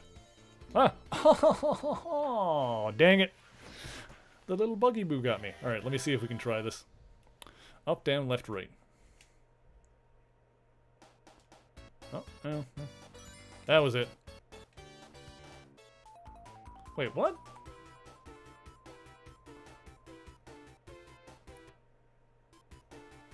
That... I heard the chime, but it didn't bring me to a level select. Huh. I don't know what I messed up there. Oh, well. You know what? Maybe we'll just call it a little bit early tonight. This was fun. I enjoyed playing a little bit of Sonic in the meantime. Yeah, we'll just call it here for tonight rather than me just, you know, futzing about in Sonic or whatever. Let's see. Who else is on right now? Yeah, I'm gonna get me some food as well. But thank you guys for hanging out. Yeah, we finished off X-Men Legends 2, so I'm gonna have to test out to make sure that the disc I've got for it works. But if it's all good, then we'll be good to go ahead and start Ultimate Spider-Man next Sunday. And if it doesn't work, then you know, we'll do something else. Obviously, I'll have well, it'll probably be another Marvel game in any event next Sunday, because we're gonna keep going down that road for now. And yes, on Wednesdays are gonna continue to be Genshin Impact, and on Saturday next week we'll be back to some more Zelda stuff. So we'll be doing finishing off Breath of the Wild at some point, and I think we're just going to roll right into Age of Calamity. I think that's what we're going to do. And then when that's finished, we'll be getting back to Kingdom Hearts finally, which I'm also looking forward to. So thank you guys for hanging out. And, you know, if you want to see the schedule ahead of time to know exactly what I'm going to be playing and when I'm going to be playing it, I do post that on Discord as well as Twitter, so you can join the Discord, or you can follow me on Twitter for that kind of stuff. And, of course, if you do want to support me and make sure that I can keep doing what I'm doing, particularly on the YouTube channel, you can always support me on Patreon as well. We greatly appreciate everybody that helps out that way. And of course, there is the new video on the YouTube channel now, the latest one being about... What was the last one I did? I always forget because I start working on the next one immediately. I know I'm going to have a new one relatively soon. Hopefully, I'm hoping to get one up in the next couple of days. So be sure to subscribe and look out for that. The last one that went up is all about the Vision versus the Vision. Two visions, two versions of visions. One of them sometimes known as the anti-vision. So be sure to check out that video if you're interested, and if you like it, you know, subscribe, share the video, all that good stuff that that YouTubers always tell you to do, because it legitimately does tend to help. Let's see. We are going to go and Alright, so we're going to go say hi to Queen Pib. She is a retro variety drag queen streamer who is currently playing some Resident Evil Outbreak File 2. This is a mature rated stream, and she as a drag queen has often described herself as extremely fat-breasted, and that definitely appears to be the case right now. But she's a cool person, genuine, kind soul who deserves love and good vibes. So we're gonna go say hi to her. Let's get this going here. And of course, I do have a raid command. Boop. So if you are subbed, oh, my voice is starting to go already. If you are subbed, you can copy and paste this raid command, and it'll look like this.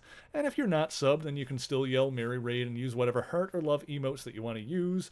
But thank you guys once again so much for joining me. And until next time, true believers, Excelsior!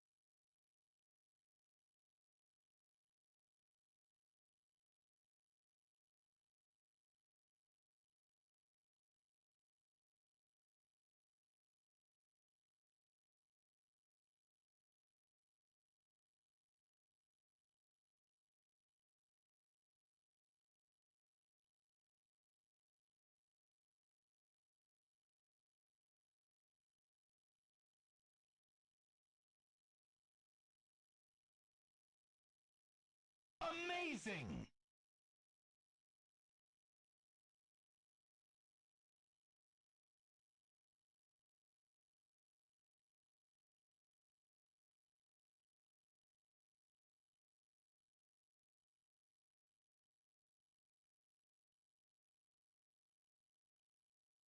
Amazing!